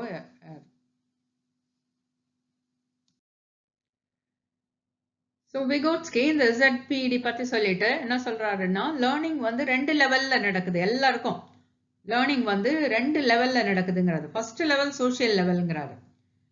சொசைட்டில மற்றவங்களோட இன்டராக்ட் பண்ணும்போது நடக்கிற அந்த லேர்னிங் ஒண்ணு. அடுத்தது தனியா இண்டிவிஜுவல் லெவல்ல அவனுக்கு வாட் எவர் சொசைட்டில கத்துக்கிட்டானோ அதை உள்ள போய் தான் உள்வாங்கினா அந்த மனசுக்குள்ள கொண்டு போய் மென்டல் ஸ்ட்ரக்சர்ல அவன் ஃபார்ம் பண்ணிக்கிற ஐடியா, அதுதான் individual level. So learning happens at 2 levels சொல்லுவது தான் விகோட்ஸ்கி. சோஷியல் லெவல் ஒன்று, இண்டிவிஜுவல் லெவல் ஒன்று. In the last model of teaching, the personal development model, இது ஹியூமனிஸ்டிக் சைக்காலஜி அடிப்படையில் அமைஞ்சதுன்னு பார்த்தோம். இதுக்கு பின்னாடி நிறைய எக்ஸ்பெரிமெண்ட் இருக்கு, அதெல்லாம் தனியா வேற வீடியோல பார்ப்போம். ஏன்னா இந்த வீடியோ லென்த்தி ஆகிட்டே போகுது. ஸோ இந்த மாடல் என்னன்னு சொல்றோம்? நான் டிரெக்டிவ் டீச்சிங் மாடல்னு சொல்றோம். நான் directive because the teacher is not giving any direction. இதை செய்ய அதை செய்யன்னு கட்டளையே கிடையாது. இங்க இன்னும் லேர்னரை தூண்டி விட்டா போதும். தூண்டி விடுறதுன்னா என்ன? இந்த அவனோட மன வீழ்ச்சியை உற்சாகப்படுத்திட்டா அவனாவே எல்லாத்தையும் கத்துப்பாங்கிறது தான் personal development model. Carl Rogers, Abraham Maslow இவங்கெல்லாம் வந்து இது நிறைய இந்த பர்சனல் டெவலப்மெண்ட் மாடல் பத்தி நிறைய சொல்லியிருக்காங்க. அது டீட்டெயிலா வேற வீடியோல பார்ப்போம். ஸோ இது முக்கியமா எதுக்கு முக்கியத்துவம் கொடுக்குறாங்க இவங்கன்னா, ஹை செல்ஃப் கான்செப்ட், அதாவது சுய கருத்து, நம்மளை பத்தி தெரிஞ்சுக்கணும். நம்மளோட ஸ்ட்ரென்த் என்ன, நம்மளோட வீக்னஸ் என்ன, எது முடியும் எது முடியாதுங்கிறத கிளியர் கட்டா நமக்கு தெரியணும். ஸோ நம்மளோட ஸ்ட்ரென்த் வீக்னஸ் பண்ணும்போது ஸ்வாட் அனாலிசிஸ் ஒவ்வொருத்தரும் பண்ண தெரியணும். அது தனி வீடியோ போடுறேன் நான், ஸ்வாட் அனாலிசிஸ். அதை பண்ணி பாருங்க, உங்களோட செல்ஃப் கான்செப்ட், செல்ஃப் எஸ்டீம் அதிகமாகும். அண்ட் செல்ஃப் அவேர்னஸ், உன்னை பத்தி நீயே தெரிஞ்சுக்காட்டி வேற யார் தெரிஞ்சுக்க போறா? So positive self direction. So எங்க எப்படி என்னால முடியும், எதை என்னால செய்ய முடியும், இண்டிபெண்டன்ஸ், சுயமாவே சிந்திச்சு சுயமாவே காரியங்களை ஆற்றுறது. ஸோ இந்த மாடல்ஸ் வந்து எல்லாமே வந்து ஒரு பர்சனாலிட்டியை தட்டி எழுப்புற மாதிரி இருக்கும். உள்ளுணர்வை தூண்டி மனவெழ்ச்சியை தூண்டி, மனவெழ்ச்சின்னு வரும்போதே எந்த டொமைனுக்கு போயிட்டோம், நம்ம அறிவு புலன் காக்னிட்டிவ் டொமைன்லேருந்து அஃபெக்டிவ் டொமைனுக்கு போயிட்டோம். ஸோ உணர்வுகளை தூண்டி இமோஷன்ஸ், நம்மளோட ஃபீலிங்ஸ், நம்மளோட சென்டிமெண்ட்ஸ், தன்னுணர்வு, உள்ளுணர்வு, தற்சார்பு, அதாவது நான் என்னால் முடியும், வேற யாரும் எனக்கு தேவையில்லை, என்னால் ஏன் முடியாது. ஸோ நிறைய பேர் நீங்கள் நிறைய கதையில் பார்க்குறீங்க, நிறைய டிவியில் பார்க்குறீங்க, பேப்பரில் படிக்கிறீங்க. ஸோ எந்த வசதியும் இல்லாத சில மாணவர்கள், எந்த ஒரு பேக்ரவுண்டும் கிடையாது, பேரண்ட்ஸ் படித்தவங்க இல்லை, பெரிய ஸ்கூல் கிடையாது, ஆனால் நல்ல காம்படிட்டிவ் எக்ஸாமில் படித்து நிறைய ஸ்கோரு வியத்தகு வண்ணம் பண்ணியிருக்காங்க. ஸோ அவங்களுக்கெல்லாம் யார் ஊக்கம் அளிக்கிறது? அவங்களோட உள் ஊக்கம். ஸோ அந்த ஒரு மனவெழ்ச்சி அதை ஃபுல்லாக அவங்க பயன்படுத்தி அதை முட்டி மோதி வெளிக்கொணர்ந்து அவங்க கிடைக்கிற ஒரு சில ரிசோர்ஸை வச்சுக்கிட்டே முழு முயற்சியுடன் முழு ஈடுபாட்டுடன் உழைத்து அவங்களால முன்னுக்கு வர முடியுதுன்னா இது சுயமாவே எல்லாருக்கும் முடியும் அப்படிங்கிறது தான் இந்த நான் டைரக்டிவ் டீச்சிங் மாடல். இந்த அடிப்படையில் இந்த மாடல் இதோட தியரி எல்லாம் அமைஞ்சது. இதுதான் பர்சனல் டெவலப்மெண்ட் மாடல்னு பார்க்கிறோம். With this end of the video வந்துட்டோம். ஸோ இந்த வீடியோவில் நம்ம வந்து முக்கியமான 4 டீச்சிங் மாடல்ஸ் ஆஃப் டீச்சிங் பற்றி பார்த்தோம். அதோட தியரிட்டிக்கல் பேக்ரவுண்ட் என்ன, அது எதுக்கெல்லாம் எந்த நோக்கத்துக்கெல்லாம் பயன்படுதுன்னு பார்த்தோம். இந்த வீடியோ பிடிச்சிருந்ததுன்னா பொன் வைரஸ் சிட்டாடல் என்னோட சேனலுக்கு சப்ஸ்கிரைப் பண்ணுங்க, பெல் ஐக்கானை ப்ரெஸ் பண்ணுங்க. ஸோ நான் வீக்லி 2 வீடியோ போட்டுகிட்டே வரேன். ஒன்று தமிழில், ஒன்று இங்கிலீஷில். UGC net topics first topic தான் இன்னும் இருக்கும். 3வது வீடியோ இது. ஐ திங்க் இன்னொரு வீடியோவும் போடணும்னு நினைக்கிறேன். இவாலுவேஷன், மெத்தட்ஸ் ஆஃப் இவாலுவேஷன் இருக்குது. அண்ட் அதுக்கப்புறம் ஒரு கொஸ்டின் பேப்பரும் போடுறேன். நிறைய இந்த வரைக்கும் வந்த கொஸ்டின்ஸ், எந்த மாதிரி கொஸ்டின் எக்ஸ்பெக்ட் பண்ணலாம், எப்படி ஆன்சர் பண்ணுறது, எப்படி எலிமினேட் பண்ணுறது, ராங் சாய்ஸ் எப்படி எலிமினேட் பண்ணுறதுக்கு ஒரு வீடியோ போடுறேன். So if you like this channel, please subscribe. Thank you.